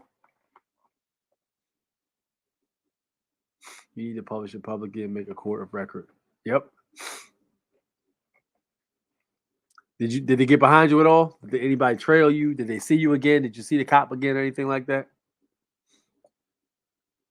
Same one, UCC 31308 National. So hold on. So you got the one that yours says Foreign National on the back. You didn't get the one. I thought you had the one that said Traveler on the back of it. The aluminum one from eBay. I could have sworn he had the different plate.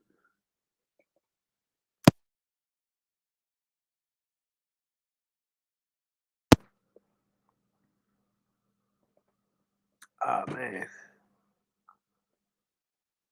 Yes, sir, fellas. Well, if we are not going to, if Bad Wolf's not going to hop on, nobody's jumping in, I'm going to go ahead and wrap this up for the night because I'm very tired. Had a long ass weekend, and I just really want to get some damn rest. He says, I take the same simple route every day. It's very unlikely they'll pull me over. That's the one I had first, but I got a new one. Yeah, I got a new one also. That's what's up. Yeah, Foreign National. Did you get pulled over with the Foreign National one, or did you you only got pulled over with the traveler one. Because I've heard people had great success with the UCC 1308 tag. That's the one I had first. Okay, got you. Yeah, I heard people had a lot of success with that one. Police, it's almost like they know what it means and they don't want to deal with that shit, so they just go around you, they don't bother you. And then when you get a ticket, like a camera ticket or some stupid shit like that, it doesn't come to your house because your shit's not registered with the MVA anyway.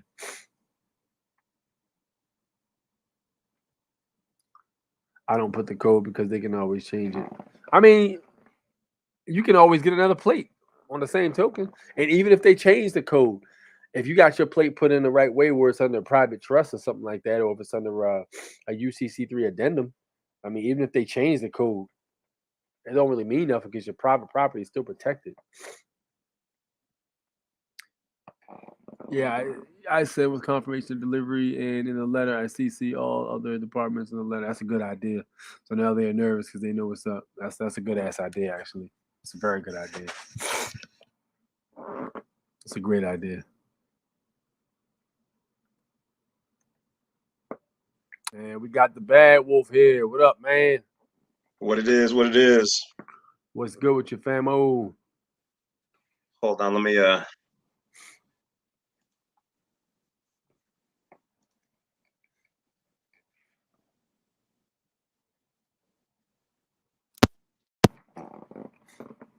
And we got Count of Monte Cristo. I'll roll with that plate. The Traveler one. The Traveler, I call that Old Faithful, bro. I roll with the Traveler plate from damn. I think I rolled with that plate from like February all the way up until like the end of September. And I only had 2 confrontations with that tape while that plate while I got pulled over. And one of them was I was good money. The other one I did get a ticket. all right, there we go. A6. Can you hear me? Yeah, I can hear you real good. Yeah, all right. It's actually UCC 1208 308 from Maryland. When did it become 208? Is that new? No, Did they just change that? no, the 208 is what it used to be before it became 308. It was Actually, 207, I thought. yeah, it was 207. Yeah. Yeah, that's what I Yes. thought. Yeah. Yeah, so that's probably just old information. A lot of the files are still moving around out there, have that old UCC 1-207. That's why I tell people you got to make sure you stay up to par, because once we start using something too much, they gonna switch it. Just like they did with that DS11 form. They say he took non-citizen. That too many of y'all motherfuckers is not U.S. citizens. Goddamn.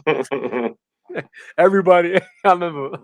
The finest thing walking was like, yo, it seemed like everybody a foreign national now. What the fuck happened? I was like, yo, you put that video out, yo. You put the non-citizen national video out, and then motherfuckers they on the How Can I Be Down conference. Yep. They trying to be down with it, but don't nobody want to get harassed and shit. I mean, that's fair though. I mean, people want to be free just like anybody else does. Yeah, one of the things I do is when I send mine out, I always put carbon copy or CC on my letters. That way, if let's say the state seat gets the letter, okay, first of all, you should be sending out at least like 10 letters on your affidavit of U.S. nationality or status. And then I put in the CC section all the places I sent it. So that way, if the state gets it, they can see that the FBI got it. They can see that the Attorney General got it. They can see all of them. So now instead of them going, well, we didn't know or we didn't get it, they can all see everybody's sitting at the table at the same time. So they can't be like, oh, we didn't get it. Because I can say, well, talk to the FBI because I sent them a letter and I CC'd them on it. And so let's just all be on the same table. Word life. It'll say check the Maryland codes. All right, I'm about to check it now. Check it right now.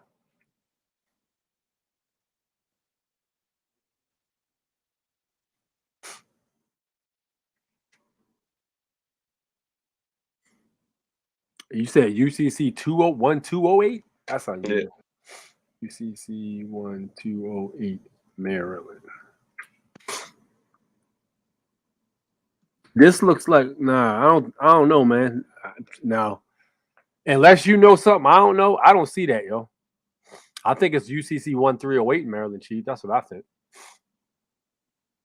I'm looking now, but I don't see it. I don't see that here, man. I don't see that. Yeah, the only thing I see under that is Maryland Corporation and Association codes. That's what I saw. But that's not the UCC. Mm-hmm. That's what I saw when I looked for it. So he must see something we don't see, maybe. I don't know. But yeah, so yeah, I didn't see that. I got UCC 1308. But I did read it. It was used to be 207 about like 5-6 years ago, but they changed it up, of course. Yes, sir. Well, hey, tell him if he's got it somewhere, with the evidence, have him send it to you, and then send it to me. Peep it out. Please do, man. Yeah, if you got that, he got my email. Send it to my email if you got it there, man. Because I don't see it anywhere. I look for that joint. Any changes we need to be abreast, so know what's going on. Know what's happening. What's up with you, though, Wolf, man? Any developments, man? Anything new? What's good? Oh man. Well, as far as this stuff, I got about 20 more videos coming out. Already just waiting to be, pushed through the hopper. Let me see if I got anything new and interesting on.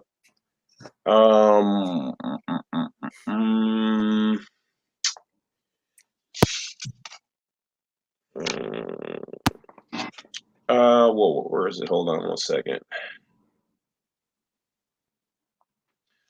All right, some of the stuff I got been working on right now is I'm doing another video, like basically the breakdown of an approximation of what each one of us are worth. A lot of people, don't like. I made the one video, how much you're worth with the bonds by themselves, but let's look at everything that that's on the table.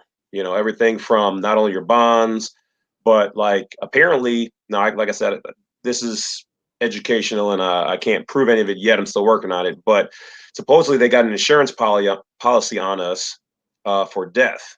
Okay. Oh, yeah, hell yeah, you best believe that. You know what I mean? So we're gonna look at that. We're gonna look at the full breakdown, like what are we worth to them, with insurances, and I mean, hell, even our organs and stuff. People be on that stuff. So we're gonna just kind of break down some of that.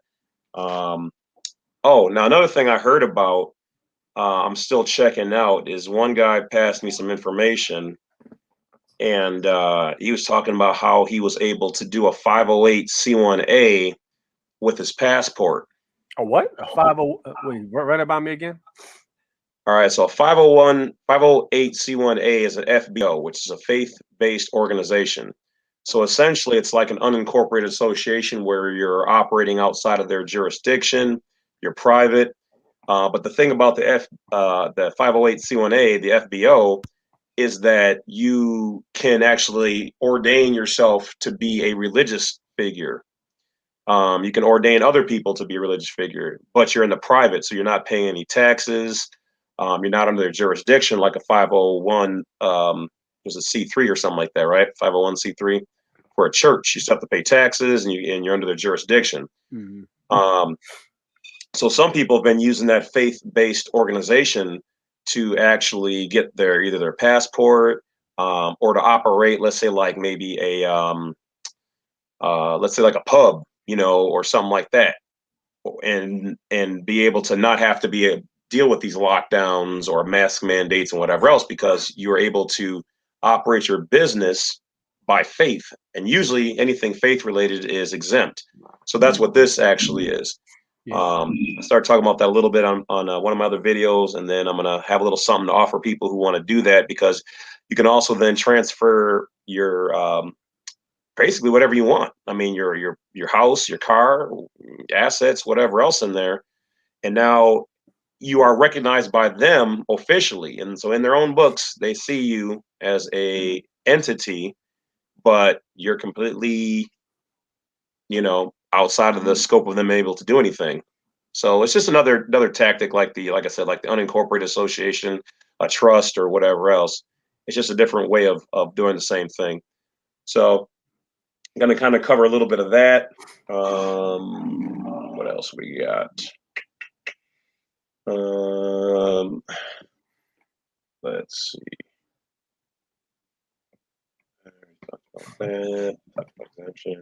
I'm gonna drop something on while you looking that up.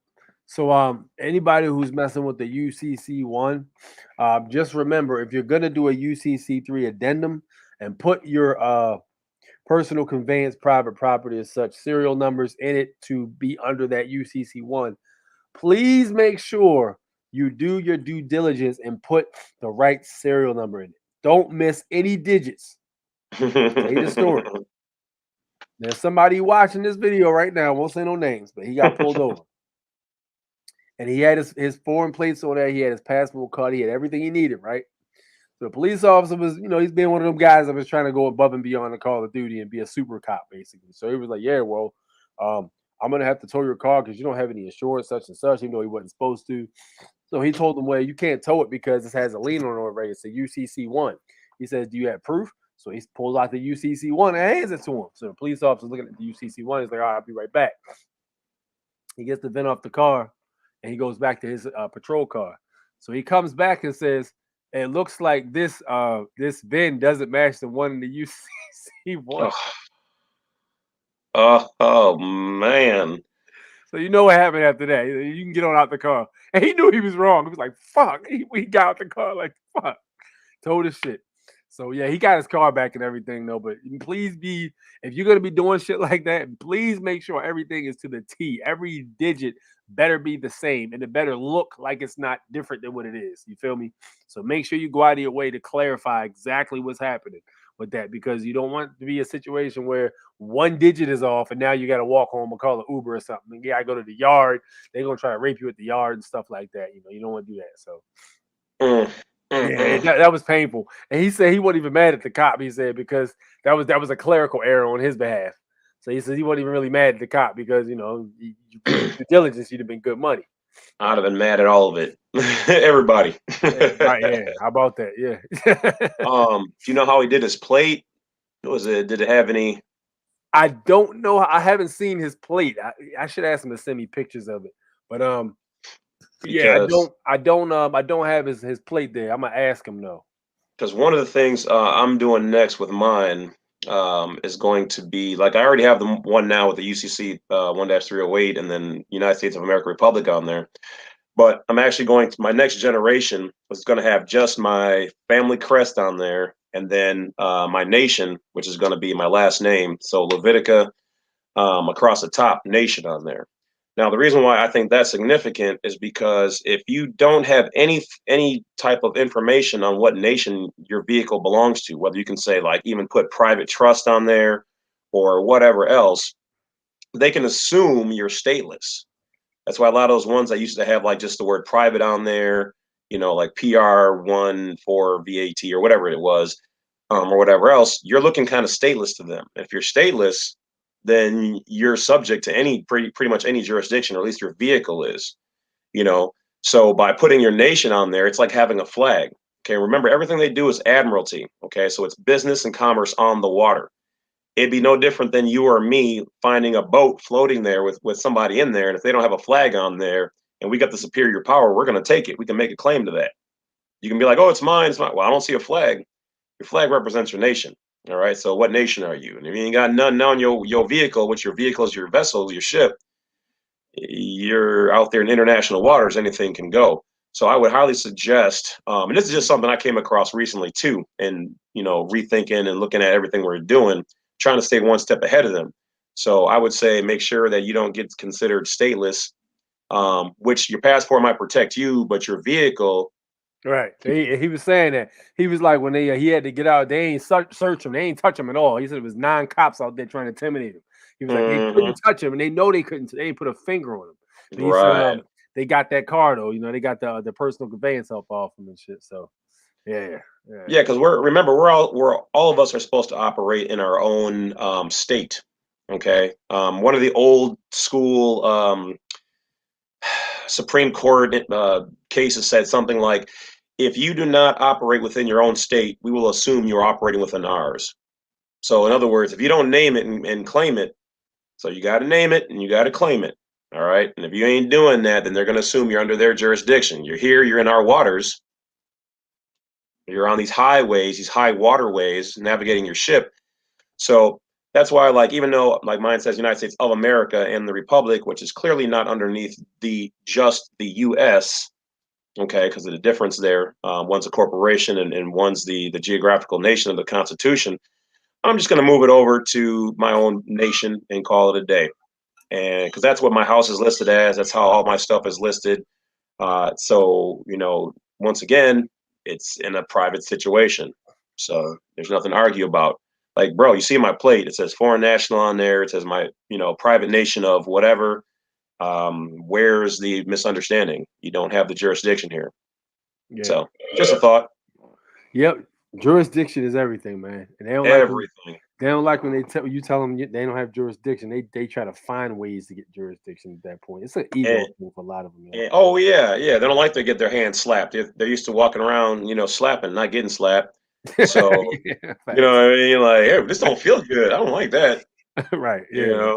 And the biggest thing you can do is remember, these people will be habitual line steppers if you give them, if they don't have anything on you, obviously they couldn't touch him because he had his passport card, so his person was covered with that. But his vehicle may or may not have been. We're going to assume that it wasn't, or this guy just overstepped. But still, yet he had no rebuttal after that. He didn't. There's things he could have said or done that would, told him like, hey, no, this is private property. This is this and that. Whatever. And so if you don't give them anything to work with, they will try to manufacture something. Like the one did with me years ago, looking in the window and getting the VIN and pulling the VIN. Okay, well, this is private property, so I have the right to not show you that because I'm not a U.S. citizen. It already starts with who owns the vehicle. Okay, you don't own it, and there's no lien to the state. This is private. And if it's private, I don't have to have any of their numbers on there. Like we were talking about before with now if you were to buy a registered or a firearm that it was registered, okay, you bought their property. Exactly. Okay.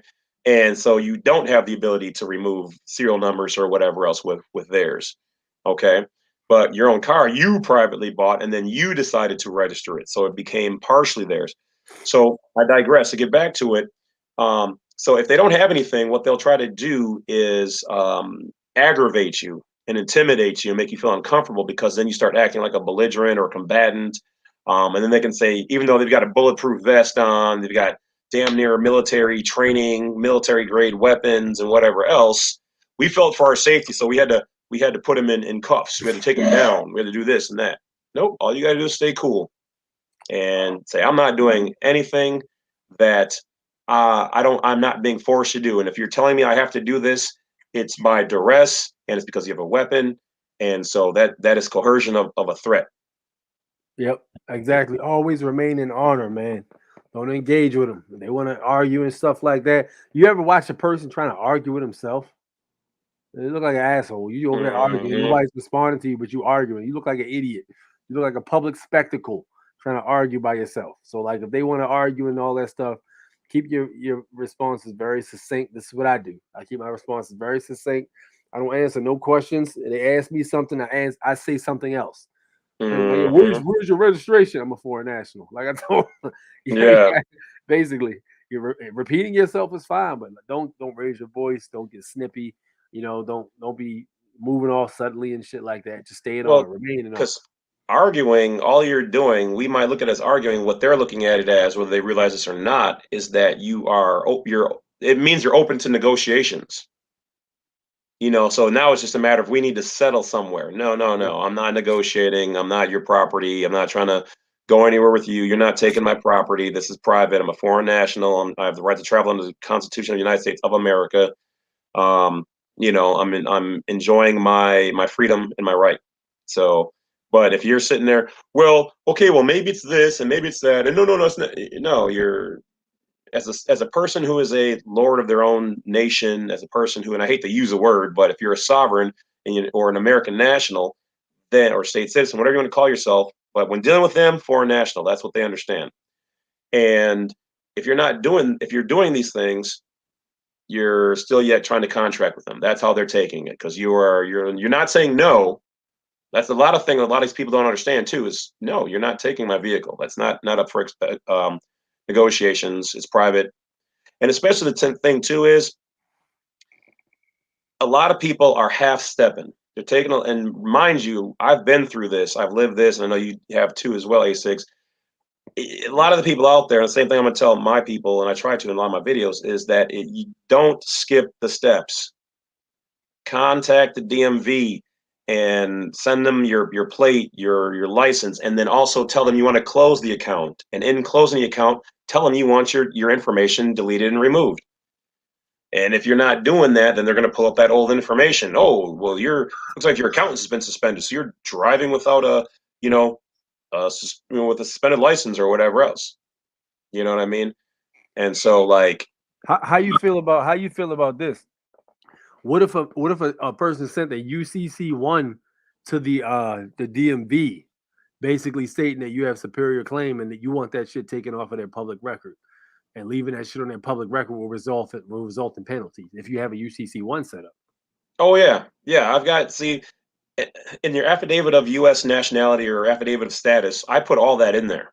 That's why I'm saying, like, I don't know if Kev did all that, and if he did he might have just created. See, there's a difference between just getting somebody's information or getting information offline and then sending in and hoping. Okay, for people like you and me, like on my website, I'm not gonna lie, I do charge for this information, but like I have used it and it has worked. Like the one guy who sent in my version of a cancellation letter, which has a lot of information, including like, the UCC hold and et cetera on there. When you're telling them that, we're using their own tools against them. If you're telling them you have the superior lien or claim or whatever to that, and they can't have that without a fee or whatever else being attached to it, they finna drop it. And I know for a fact because the one guy who bought it used it, and the cop came up to the car and the person did not follow all the steps. He had his VIN available, but that's fine. You can have it when you do this properly available. He runs the information, trying to overstep, not looking at the plates and whatever else, like the guy did to me years ago. And the cop comes back. He's like, "How is your vehicle not registered?" Right. He's like, "How is your car not in the system?" Because he couldn't write a ticket. He couldn't do anything. Right. So that's what I'm saying. For people like Kev, if you haven't taken the steps to pull all of your information out of there, put these guys to task, they're going to find any snippet of information. You can't half step. You have to close all of your accounts, get all your information out of their hands, and make them penalized for it. Let all the heads of state know who you are. That's how I was successful at these things that I'm doing. It's not I just kind of took some information. I lived this. I literally dealt with them all the way through, going, "Oh, I didn't close my account properly. Oh, I didn't do this. Oh, I didn't let them know. Oh, I didn't contact the Supreme Court and send them my affidavit of status, so then they can, quote unquote, put me on the do not detain list."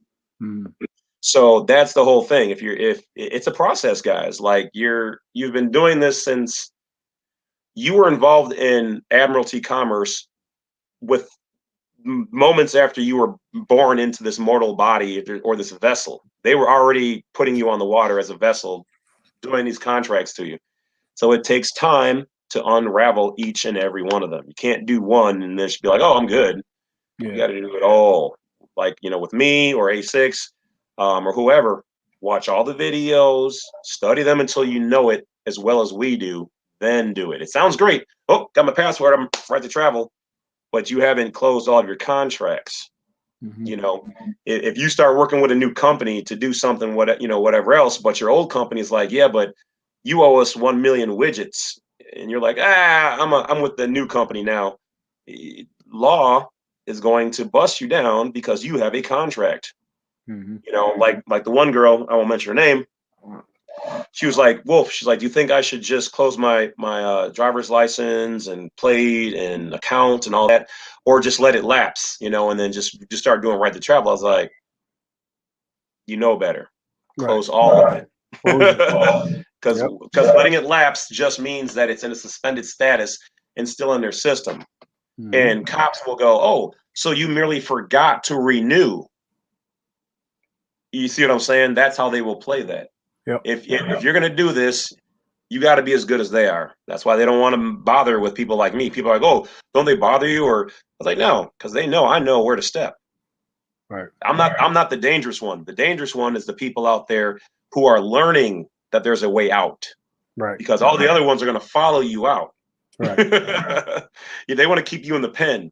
If a farmer has a choice between a sheep that is already out in the wilderness doing whatever it's doing but there's one getting ready to jump. Which one do you think he's going to go after? True. Absolutely true. 100%. Yep. All right. So my man says I made it myself. Guess he's talking about the plate. Made mine too. Yeah, it's 308, man. I thought so. Yeah, I thought it was 308. Yes, sir. All right. Almost all the UCCs are going to be the same. The only place I heard that they got some weird little things going on is like Louisiana. Like Louisiana, when you start getting down into what they got going on, I have not cracked that code, man. As soon as a client from Louisiana starts asking me, I'm like, oh man. Like I can deal with DC. I've iced DC countless times. I didn't change some of their nationals, because that's what they call them in DC, is nationals of DC. I've changed some of them to American nationals.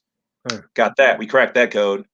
But let me tell you, man, something's weird with Louisiana, man. They do their own thing. I don't even think the UCC applies down there, to be honest, man. What? It's weird. It's weird, bro. That's crazy. I never heard about that shit. Yeah, it's still. Michael Reynolds says, when you use their paperwork like their UCC3, aren't you afraid to pull you into that jurisdiction because you're using their paperwork?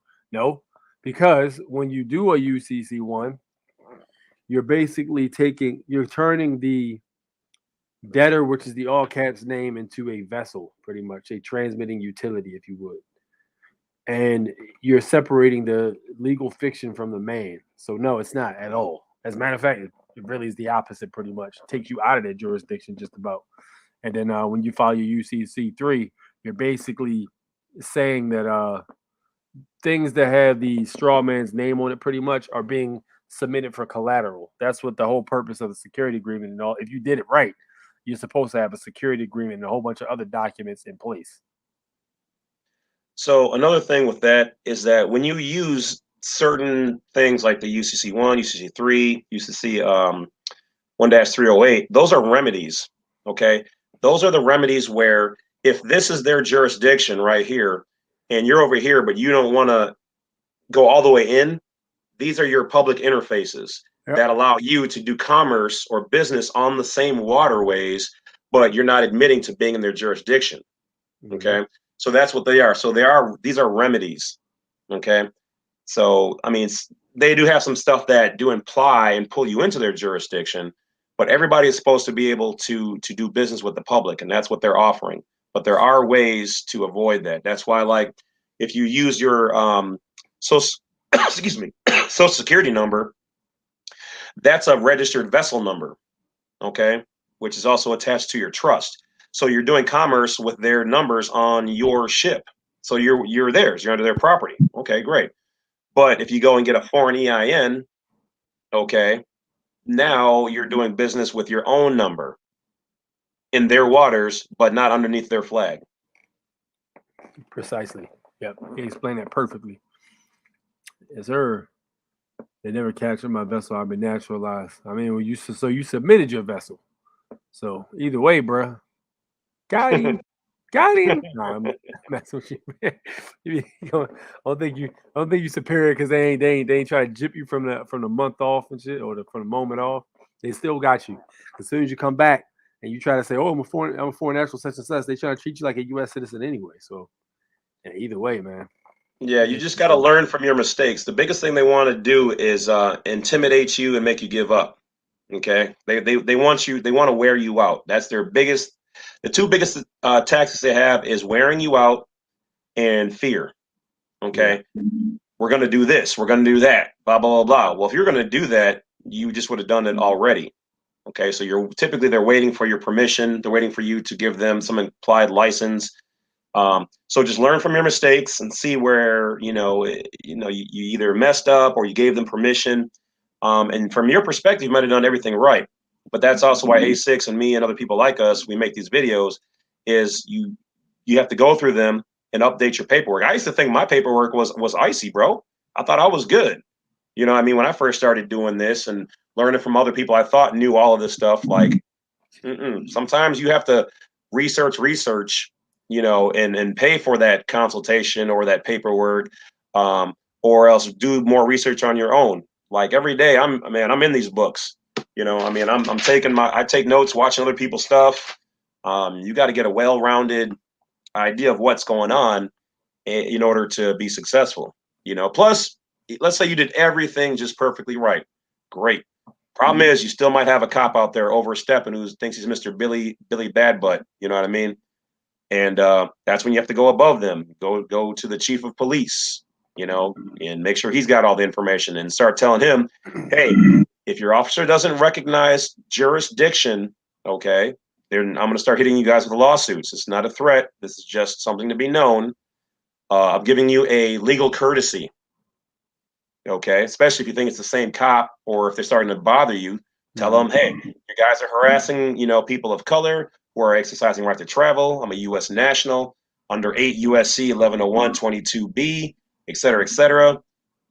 Your own books talk about dealing with foreign nationals. I am the leader of my own consulate, my own embassy. It's private. And so you don't have the right to, do this particular action or whatever to me, nor my nation's property. 100%. Giving you fair warning. You're doing this, then puts you into a private capacity. Okay, you're no longer protected by the state, immunity, and so I can then go after you for any damages because you're acting outside of law. Exactly. You gotta think about it like when they overreach like that, they're not pulling you into the public. They're pulling themselves into the private, and they don't have any public protection in the private. You gotta think about it like that. So there you go. Change your way of thinking, Neo. Mano a mano. You cannot bend the spoon. That's impossible. You don't need to bend the spoon. So boom, let's do this. I'm gonna check y'all out this video right here. Now this guy talks about basically nationality and things of that nature. And then they're also starting to get into the citizen debate too. And they're starting to talk about citizens and shit like that. So this guy goes, and his name is Dane Calloway. You guys have heard me talk about him before. Video out. All of my exclusive content not featured here on my channel. Log on to my website at imjustheretomakeyoutthink.com/films.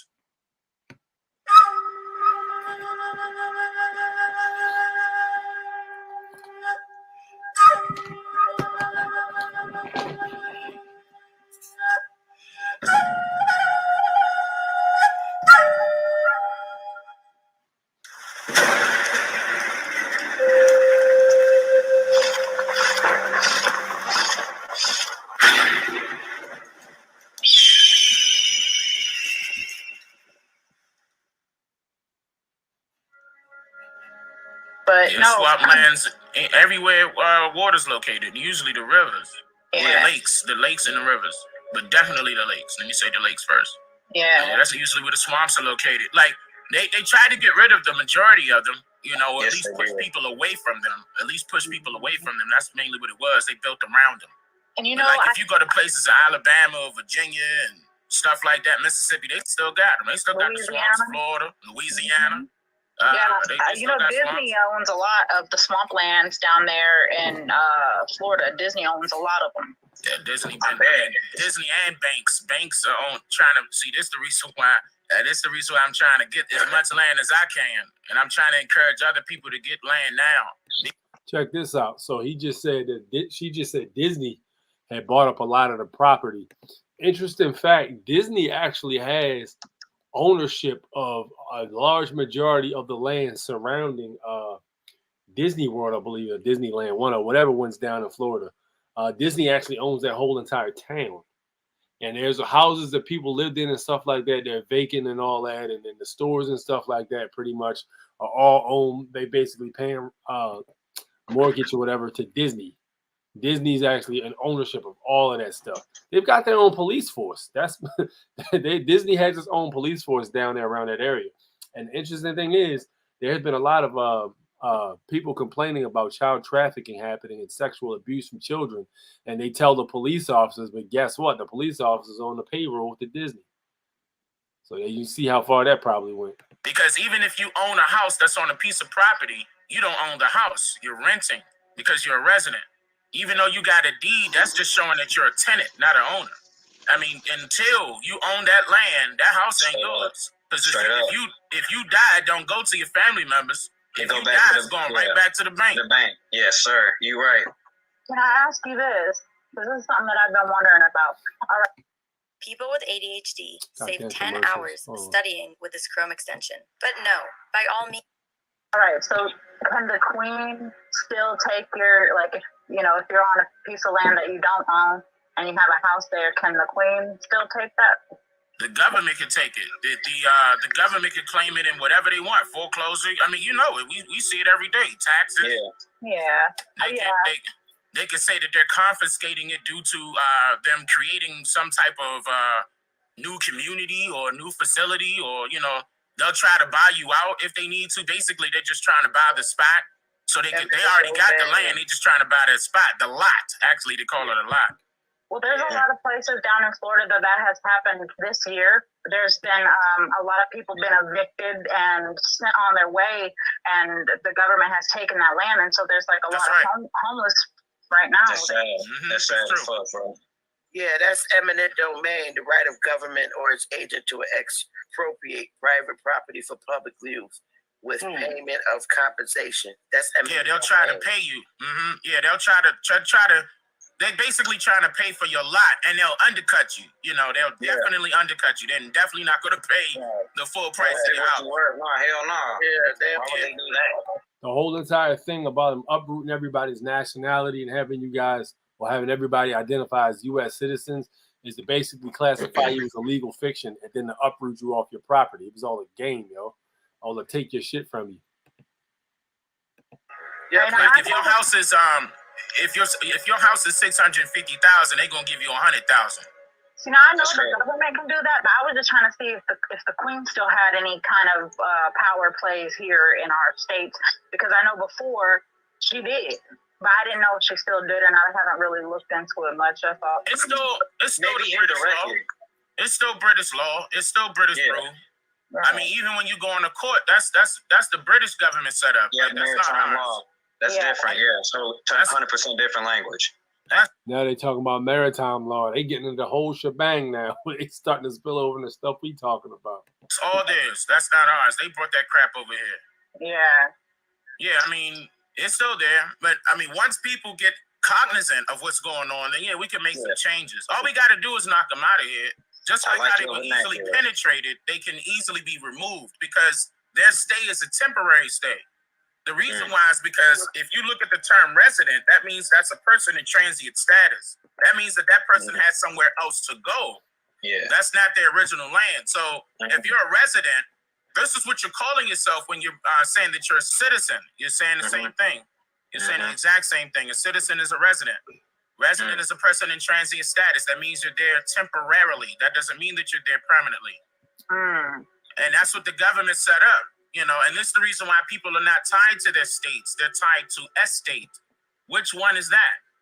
Well, it's 13 districts. So who was the head of the 13 districts? The corporation. So where was the corporation established? The city of Washington. What is that called? Washington, D.C. Facts. So he's basically breaking down the District of Columbia is the corporation's headquarters, which is basically the capital of the corporation. The actual capital of the land itself, America, is actually in Philadelphia. And the capital of the world is in New York City.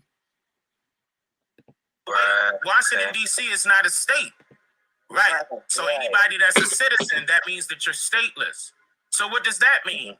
If you're stateless, that means you're not tied to any state. That means you're not tied to their constitution. Listen, you're not tied to anybody's constitution by state or federal. The reason why is because you're tied to the city of Washington as a citizen. So you're here temporarily by their paperwork. They're literally trying to take you off of your land by claiming that you're a citizen or a resident, not of this land, of the United States government. So check it out. The word resident or reside, you're residing. You're residing. You were already sided with the land and you were already sided with God's creation and such. But since you want to be a resident, you're residing with the state, basically. That's what it basically means. It's all trick wording. I mean, this is their laws. They created this bull crap. It's all fraudulent. All I'm doing is repeating what they're saying. People just need to see. Pull that crap up, and you're gonna notice that they really did a number on us, and the genocide was by the paper, by the pen paper. The war was the pen. Those that lived by the sword died by the sword, and those that lived by the pen died by the pen. Okay, and what I mean by that is that you're still physically here, but the pen killed you. Yeah. Took away the essence of what you a long time ago, and who was in control of the pen? Yeah. That's the enemy. Yeah. Real shit. That's how you point them out. You know what? You're right. Because me and my aunt been talking a lot about the census and a lot about the different thing, because there's a lot of variations of our last name, but we still don't really even know what our true last name is supposed to be. You know, and the way they did that too is a lot of times, even if you weren't home and stuff like that, you know, they could go to your neighbor and ask your neighbor, hey, what kind of person lived there? Like, what's their nationality? What's their name? And then boom, they just write it down. Yeah, and it becomes official document. Official government record. You know, and that's based off of what? A stranger's. Mm-hmm. Right. Okay, that's based off of a stranger's opinion. So that's why I said stop dealing in fact, because a fact is an opinion. Okay, an opinion is an assumption, a thought, a belief. That means that it's a theory that has not been proven. It has nothing to do with truth. It's only true if you believe it.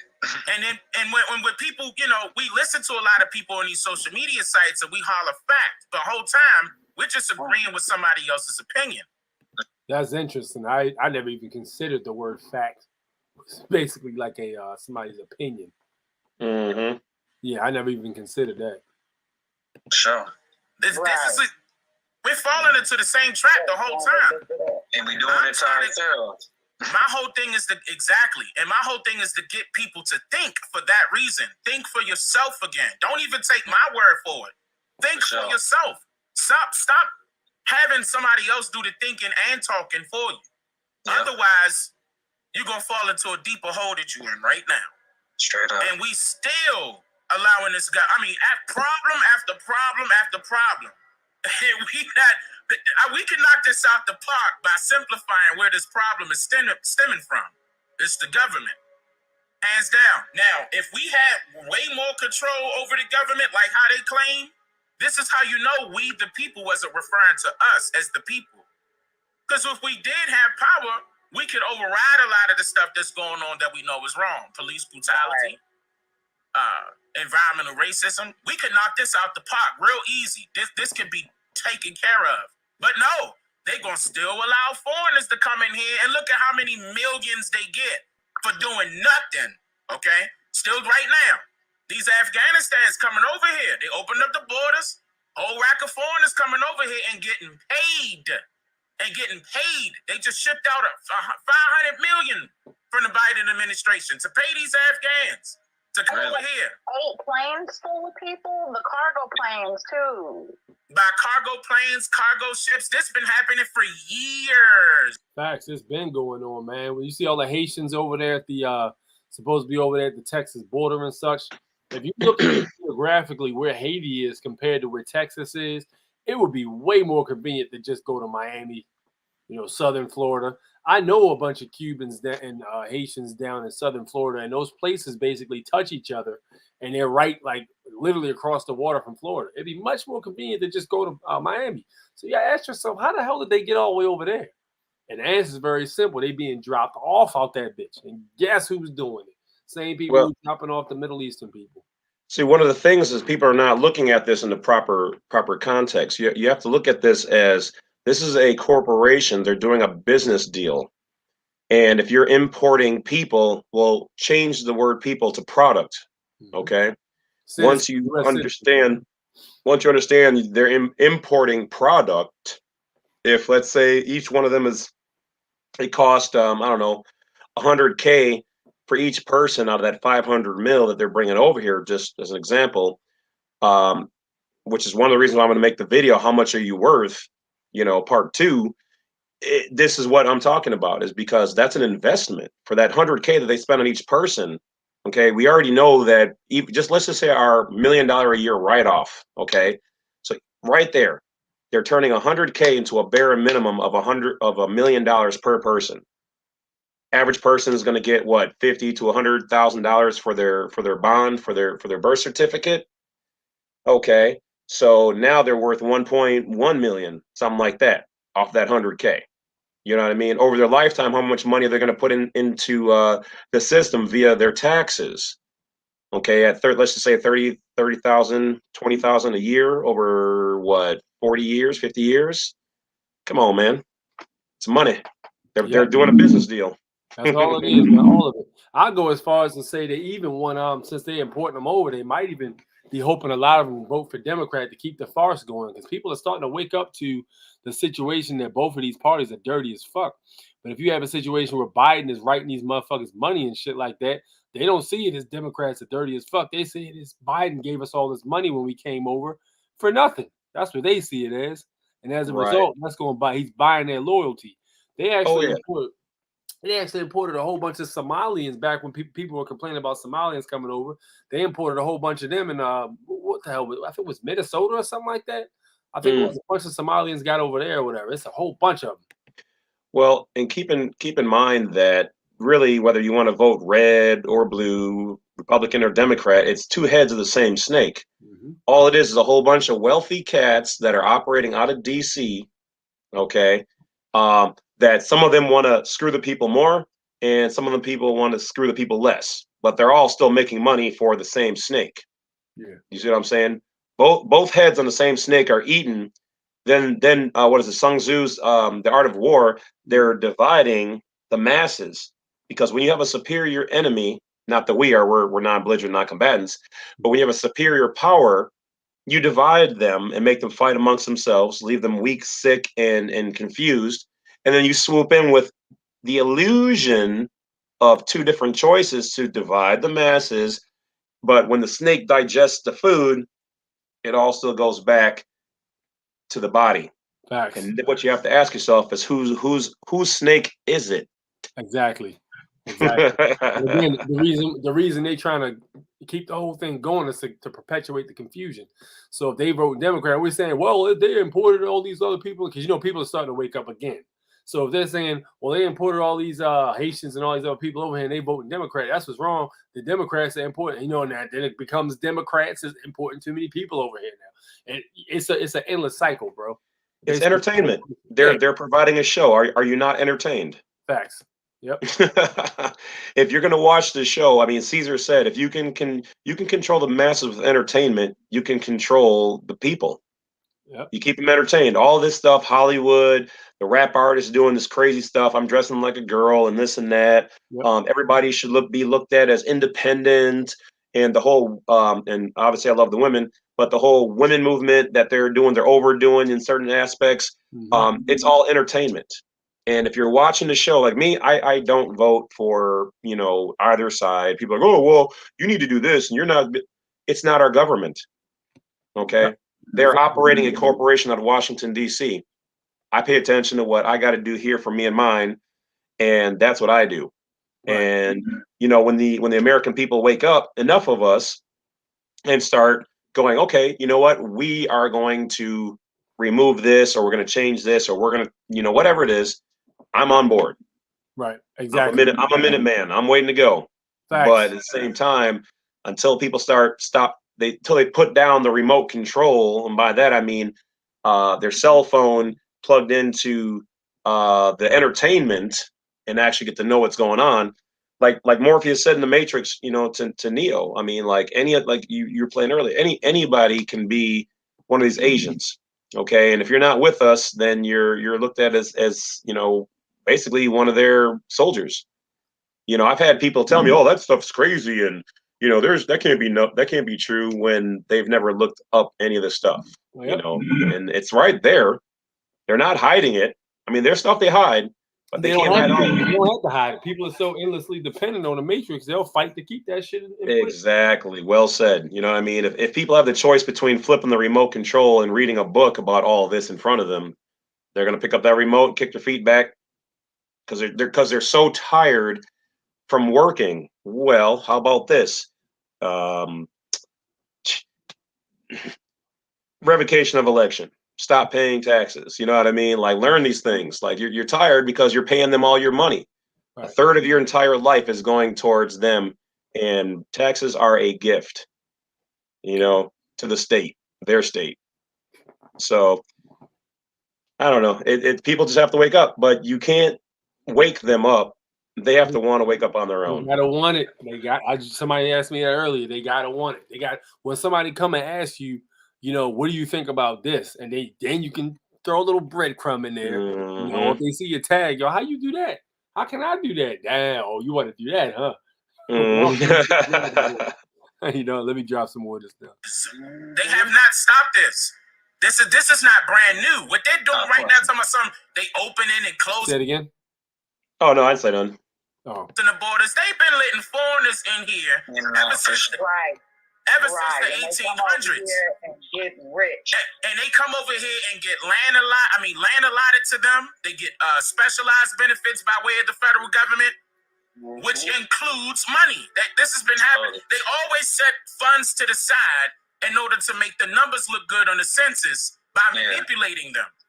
They consider people that's darker than you and darker than me white on the census. For that reason, to manipulate the numbers. Now, the numbers of the 2020 census came out, and guess what? The whites are the minority right now. That's not in the news. I wonder why. Now, Biden said that the white race is going to be nearly extinct by the time 2042 comes. Wow. Meaning that they will be the minority. But actually, it happened faster than he predicted. Because according to the 2020 census, it says that white is the minority right now. That's the reason why they're trying to hurry up and bring more foreigners in here so they can slap white on them real quick, get them numbers up. This how you know it ain't got nothing to do with the population count. They're manipulating the population count. And how come we've been stuck on 56 million for how long?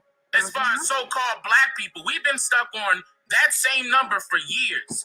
Would you stop counting? Right, exactly. We know that ain't. It's too many. You had to stop counting.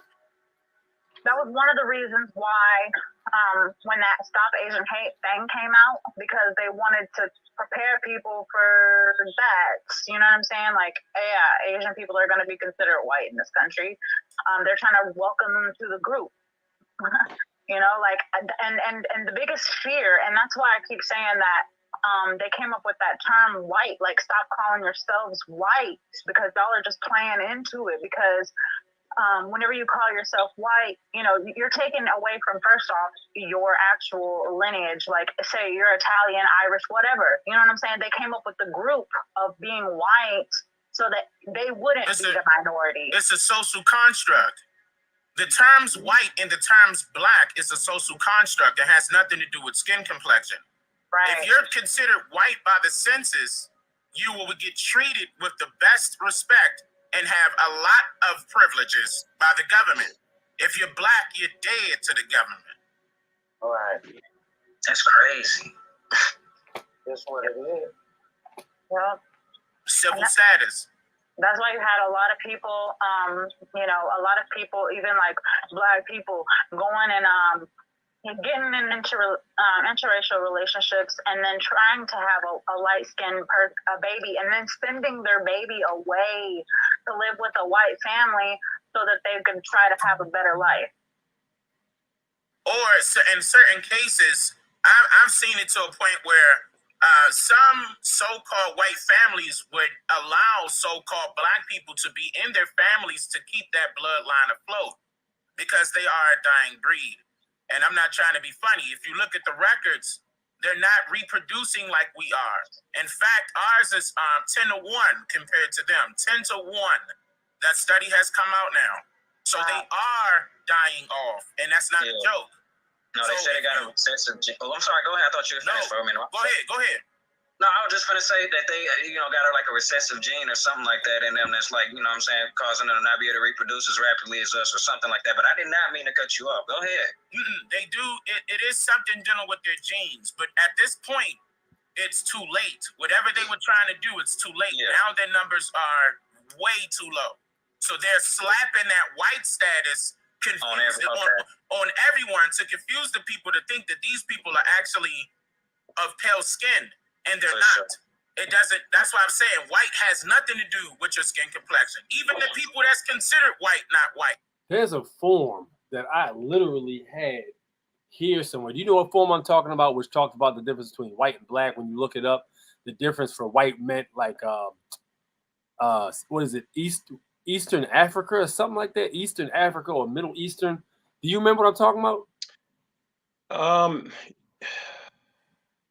Is that the one? What is it, from the Department of Commerce? Or are you talking about the one? I have it here somewhere. Hold on, let me see if I can find that bad boy. Yeah, it basically, it's all legal fictions, really. That's all that Right. pretty much is at the end of the day. But it described. Here it is. I think this might be it right here. Hold on.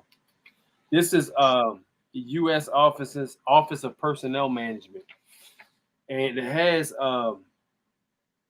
definition of categories. So the options are American Indian. And you can look this up right on. Matter of fact, you know what? Why am I doing this? Let me pull it up right here. I'm going to show y'all what I'm talking about. Ethnicity and race identification. This is standard form 181 is what it's called. Now, you know what's interesting is you notice how the American passport doesn't even ask you that. I know. How about that, huh? And then the next thing is to coincide with what you're saying, and that is, remember what we were talking about before, if a person accepts the title given to them, they in fact are the definition of whatever the owner of that word has in store for that product or that being. So if they call you, are you a black? Are you an African American? Then you in fact are their definition of it. Yep. Legal fictions. They create a legal fiction, have you identify as it, and then bang, throw a whole bunch of shit at you. You feel me? Yep. All right, so boom, check this out. This is what I was showing y'all. Damn, why it ain't pop up? Hold up. I had it popped up. Hold on, man. Let me figure out.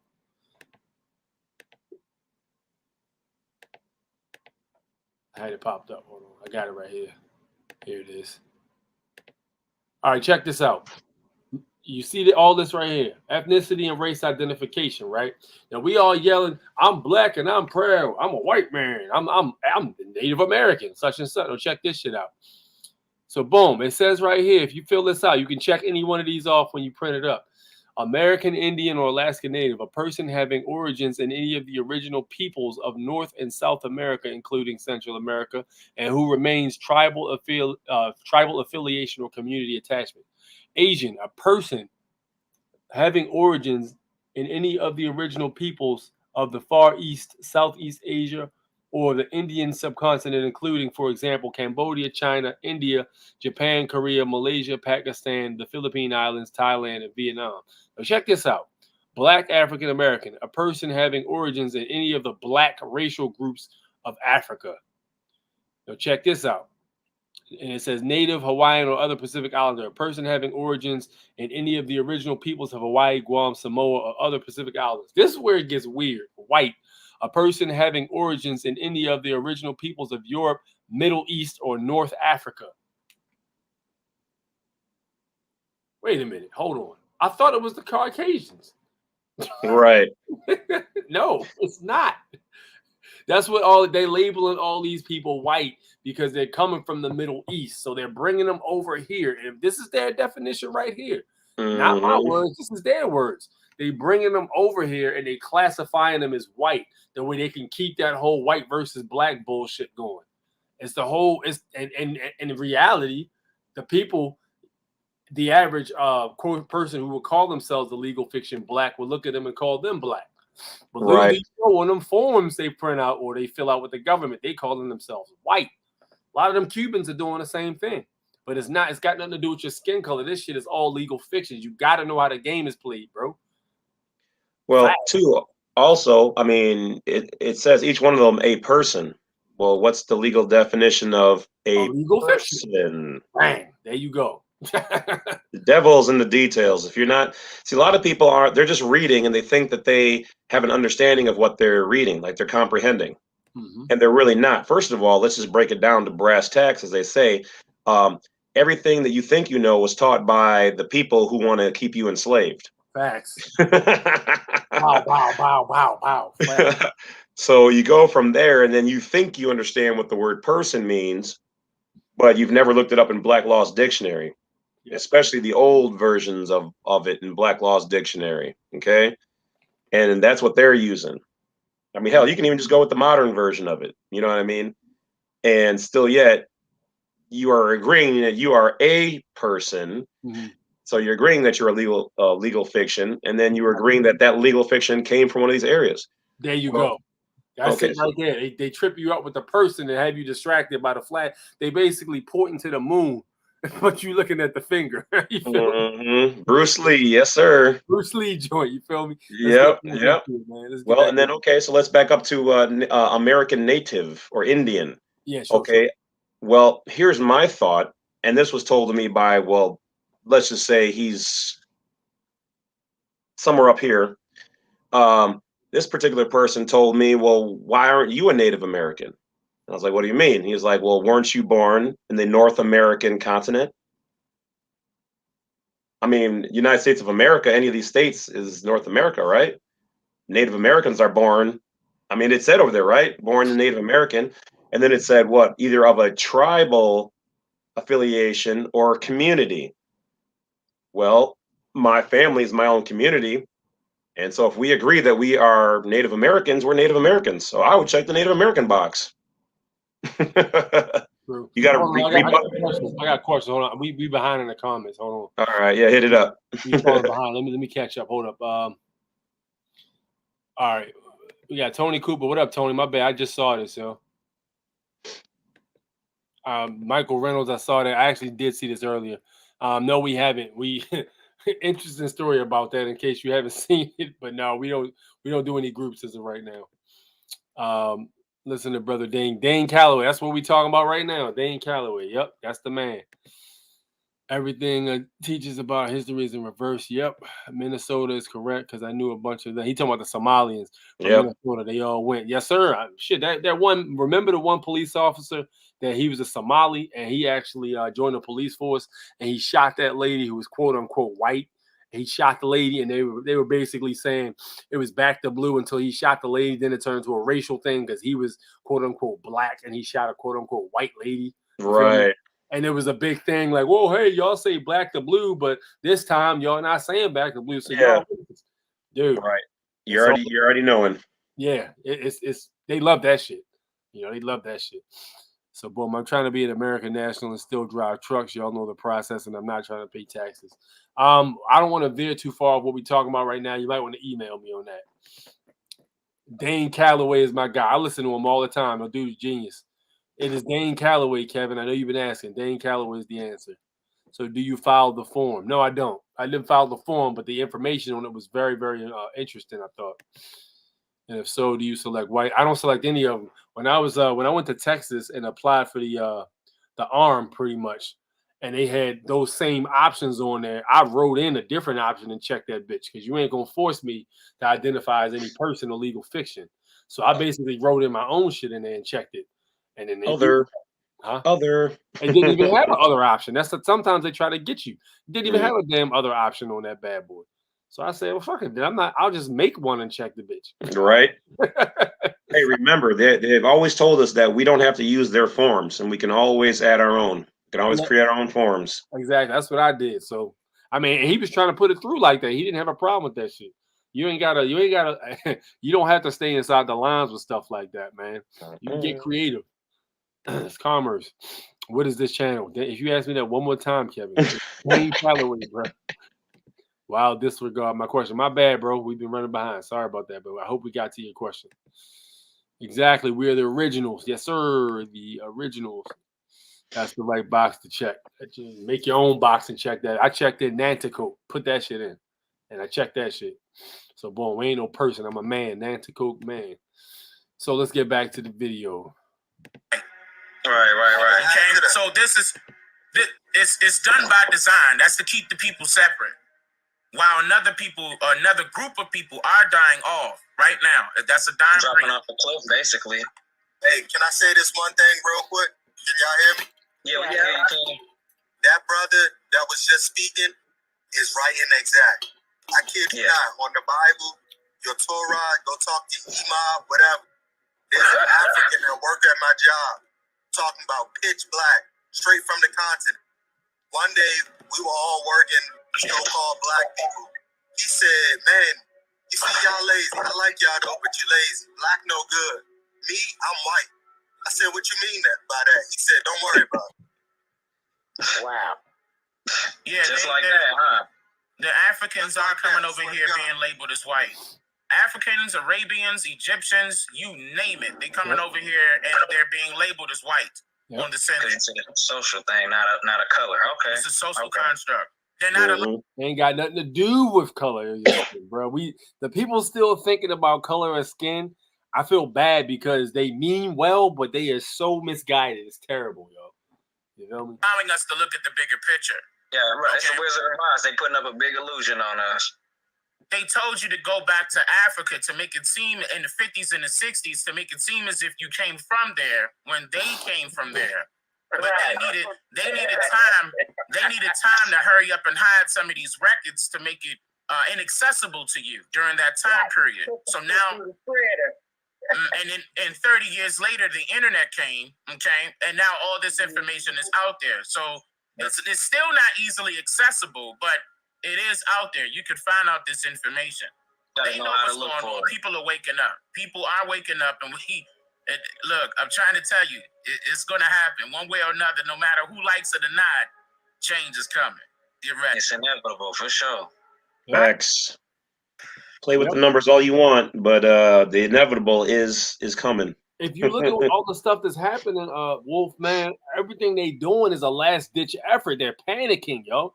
Listen, look what they're doing, bro. They literally ushered in a fucking fake virus. They told motherfuckers to social distance. People fell out of that and just realized it was bullshit for the most part. They forcing people to take vaccines. They telling people you're gonna get fired if you don't take a vaccine.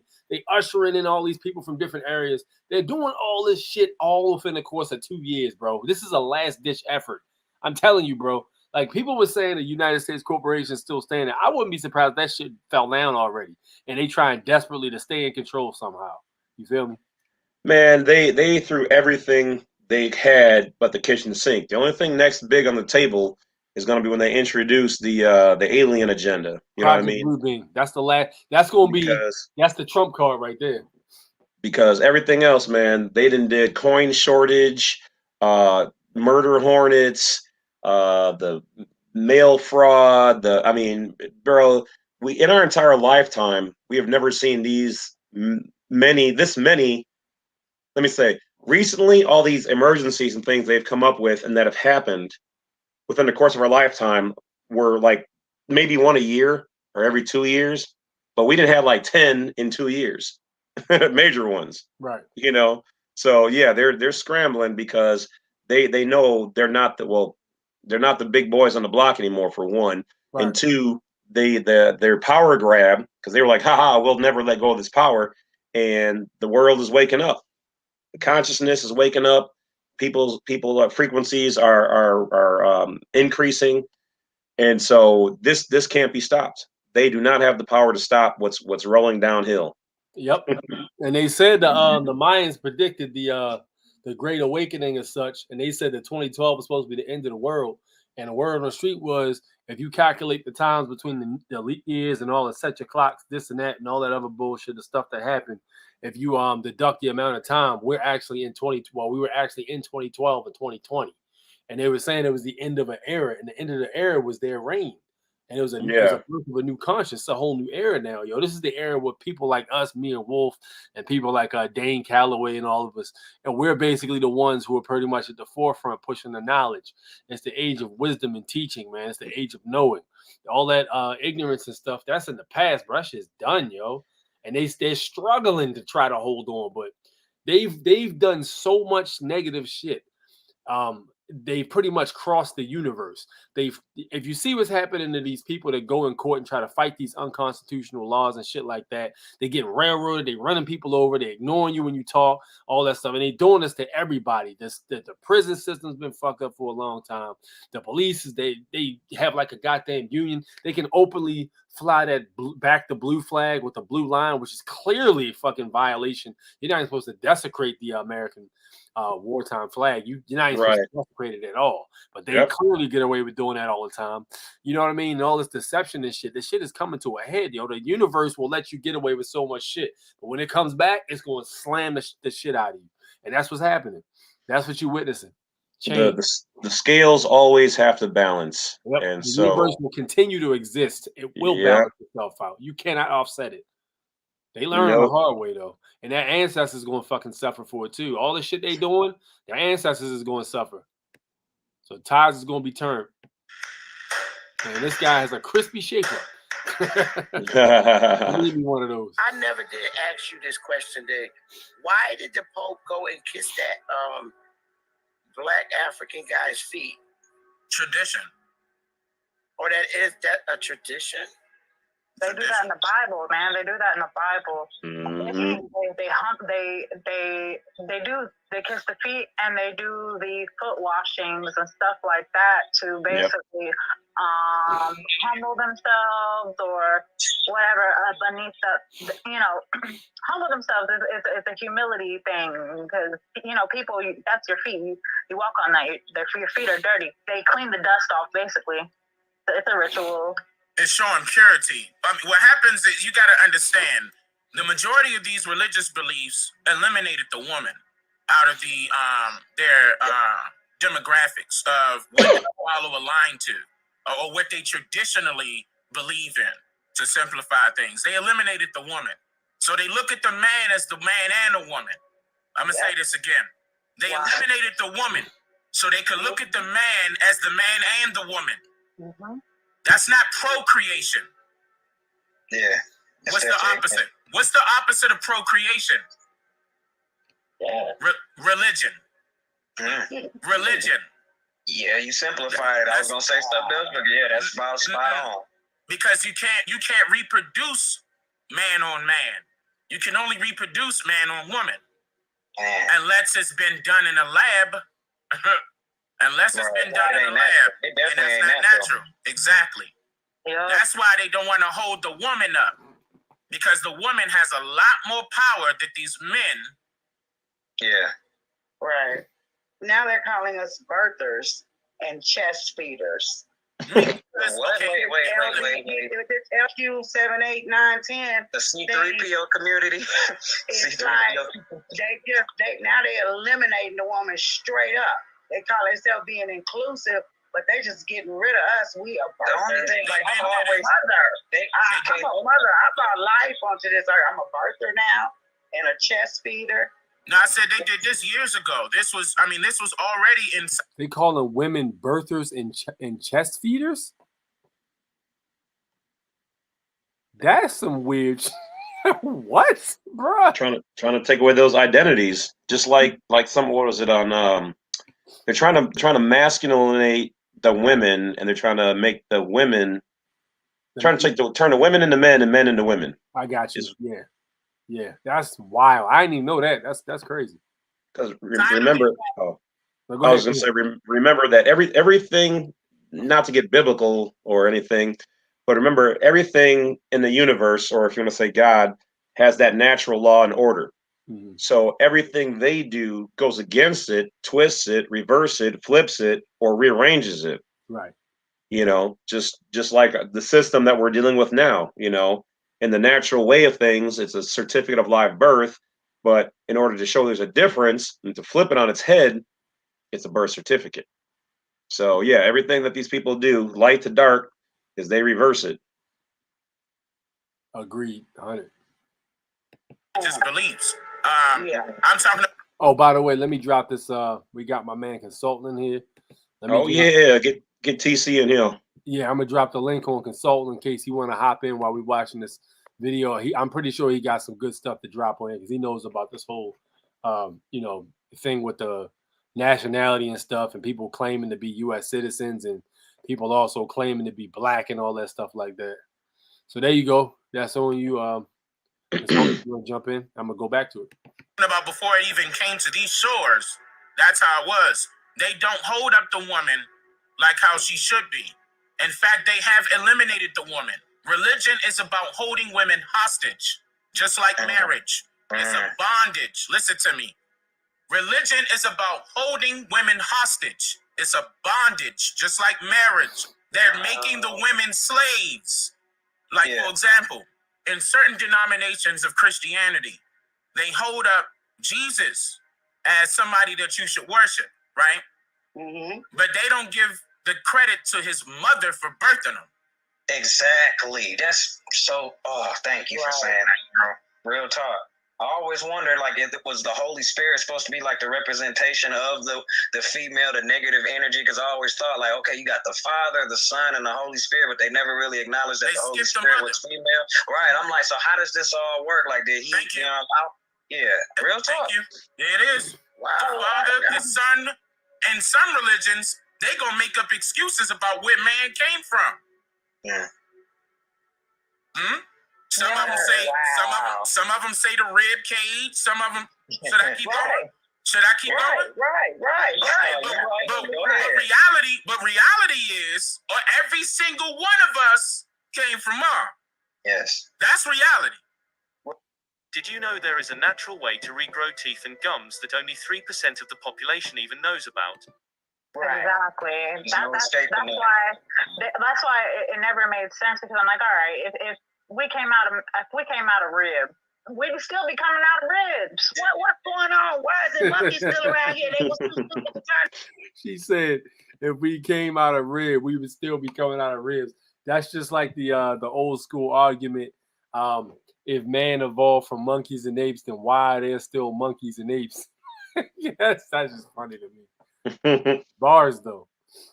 And then the humans. That's that Darwinism theory. That's natural selection. Darwinism. Charles Darwin created that. Natural selection, claiming that humans derived from monkeys. If that was the case, then why do we still have monkeys? There we go. Exactly. They just stopped. They stopped evolving. They're trying to get you to. Well, we know that the so-called black woman was the first woman. Check. All right. They say that they found the oldest bone in Africa, which was this monkey woman type, and that's how. So one, they said a woman is a monkey, not only a slave but a monkey too. If you listening and you say life started in Africa, but we not monkeys, you believe we monkeys, because that's how they say life started. What they call her again? I forgot what they call this. Lucy. Wow, there you go. Thank you. Oh, that shit so stupid. What'd you say? I said Lucifer. Lucifer. The burn is real. Lucifer. I know Lucifer, for example. Keep in mind, they was holding up Lucifer as an angel, and then he said he was casted out and fallen from the sky. Correct? Right. Now, in turn, Lucifer is the son of the morning. You need to stop saying Jesus is the morning star. Okay, you gotta stop saying good morning, because there's nothing good in morning. About morning. Exactly. Grand rising. Grand rising. You know what? I get it now. I get why people say that. That makes a hell of sense, bro. I'm glad you broke that down just like that. I'm just here to make you think. Bars. So yeah, that's why they call it the whole grand rising versus good morning thing. That's why people say grand rising. You probably heard people say it all the time, but there's nothing good about morning. Morning is not a good thing. So like, words have spelling. And this goes back to the magic thing I was telling people about. People like to resist and say, oh, it's not real. But that's why they call it spelling. It's spelling because the spell of the word is being cast when it's used.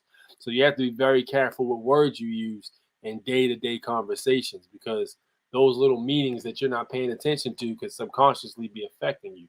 So yeah, there you have it. I mean, there's power in words. Words are nothing but energy, right? So if you want to go on the biblical angle of it, the universe or God said, it created the universe and all these things with his words. These words I speak, manifest, things into reality. So there's power there. Exactly. Yep. So my man says they call that process animal husbandry. Some wild shit. Mm. Not questioning the existence of a higher power could be the Bible. Could the Bible be more of an indenture for a trust establishment established to control? I mean, some people say that, but there's been so many books pulled out of the Bible, bro. I still think that had to be by design. So I'm gonna say I don't think so, but I mean it's up to your interpretation. But there's been so much pulled out of the Bible, and like so many things that are in there that make perfect sense as to what we're dealing with today. I mean, I can't honestly say that. You feel me? Because if it was the case where it was just something to control, they would have left all the books in. You know what I'm saying? American originally applied the copper colored people. I'm a copper colored pupil. Okay, fair enough. They changed the nature of what a nation is into a commercial state with fictional characters. The U.S. person is domestic property. Me, I'm a beneficiary of a foreign person, not black, just a beneficiary. Fair, fair. Is the foreign national consulate still available? Nah, I don't think so, bro. You have to check with you might want to check with them on that one, bro. I can't say. Yeah, I don't know, man. Man cannot be identified. That's interesting. That's very interesting. Great shit, though, man. Great shit. Great information, man. Great information we covered today, man. What say you, Bad Wolf? Yeah, definitely good information. I mean, man, there's so many angles we could take any one of these comments and dissect it for 4 or 5 hours. You know what I mean? Yeah. So we definitely dropped a lot of good information. The biggest thing, guys, is that keep following A6, keep learning the information. Do your own research as well, because we can show, we can teach, but you guys are gonna have to digest this information. And the biggest accomplishment, which I'm pretty sure we can agree on, is that we're trying to turn you guys into us. All right. You guys have to be just as fluent as with this information and be able to back up your facts and stand on your square, just like we do. Because just providing you guys information is one thing, but when you guys are then able to teach your children, your community, and whatever else, when they're ready to learn about it from you, because we may not be able to reach everybody, but you guys might be able to reach places and people that we can't. So when you guys learn this and you guys become your own scholars, now this continues to move forward. Yep. And then more information gets uncovered, less stuff we don't even know about. You guys pick up the baton and keep it going. And this is how we turn the tide of power back to us. This is how we bring the people back to the forefront over the corporation. You feel me? This is the way, yo. It's gonna take some time, but it's worth every goddamn fight. And I want and make sure you tell people who out there wearing masks, because in the future there's gonna be some bitches out there capping, and I'm gonna tell you how. About 30 years in the future, 40 years in the future, you're gonna have people saying, yeah, back when the United States was collapsing, I was one of the freedom fighters who refused to wear a mask. And they ass got the vaccine and was wearing masks and wouldn't say it, was calling us crazy. So if you're watching this video right now and you plan on being that guy, don't be that guy and don't cap. All right. Don't cap. Just say you was a US citizen, you was a subject, water the state, and when the shit collapsed, you basically was just there for the ride. Don't try to cap, because at the end of the day, ain't nobody gonna goddamn believe you, because the shit ain't real. But, you know what I'm talking about? My man laughing and shit. Jumping up, but I'm at the airport. Yeah, I know you moving and grooving. It's all good, bro. Thank you for tuning in so much. Esoteric etymology. Yes, sir. Exactly. Point is, we opted in, we can opt out. Yep. Exactly. Exactly, bro. So look, let y'all know I do have the merchandise I will be picking up on Tuesday. Very happy and excited about that. I will have merchandise up and running. You guys will see me live on Sunday, and I'll show you what they look like and all that stuff. There will be shirts. The only colors I have as of right now I'm working on, I have white and blue. I'm supposed to be getting some more, and I'm working on sweaters and hoodies also. So be very patient. But wintertime is coming, and we're gonna get y'all right. Even if you need some long sleeves, I'm gonna get a few of those. But we got the merch coming. People have been asking me about merchandise. The merch is on the way. So that is what it is. So yes, sir. Covered great ground, dropped great information. It was great to have the Bad Wolf in here. We always tag team and bring y'all the finest of info. I'll pass it to Bad Wolf. I just want to thank A6 for having me on. Appreciate each and every one of you guys out there. Make sure you guys, like I said before, do your studying, do your research. Definitely don't do any half-stepping. Learn it all. Don't just take pieces of it and then think that you're good to go. Cover all your bases. It took you a lifetime to contract in. It ain't going to take you that long to contract out, but you do have to, get out of those agreements. So stay healthy, stay wise, stay woke, and biggest thing I can tell you guys, learn from me. Do not try to force this information. I know some of you guys out there get excited when you learn some of this stuff and you're like, yeah, I'm going to go tell this person. I'm going to make them an American national like me. Don't try to force people. When they're ready, they'll come to you. It's kind of like the old Kung Fu movies. I tell people all the time, you never seen the Kung Fu master walking through the village looking for students. The students always come to the master when it's time. So get yours, get it down, learn one or two things, master those, and then move forward. Learn two more things.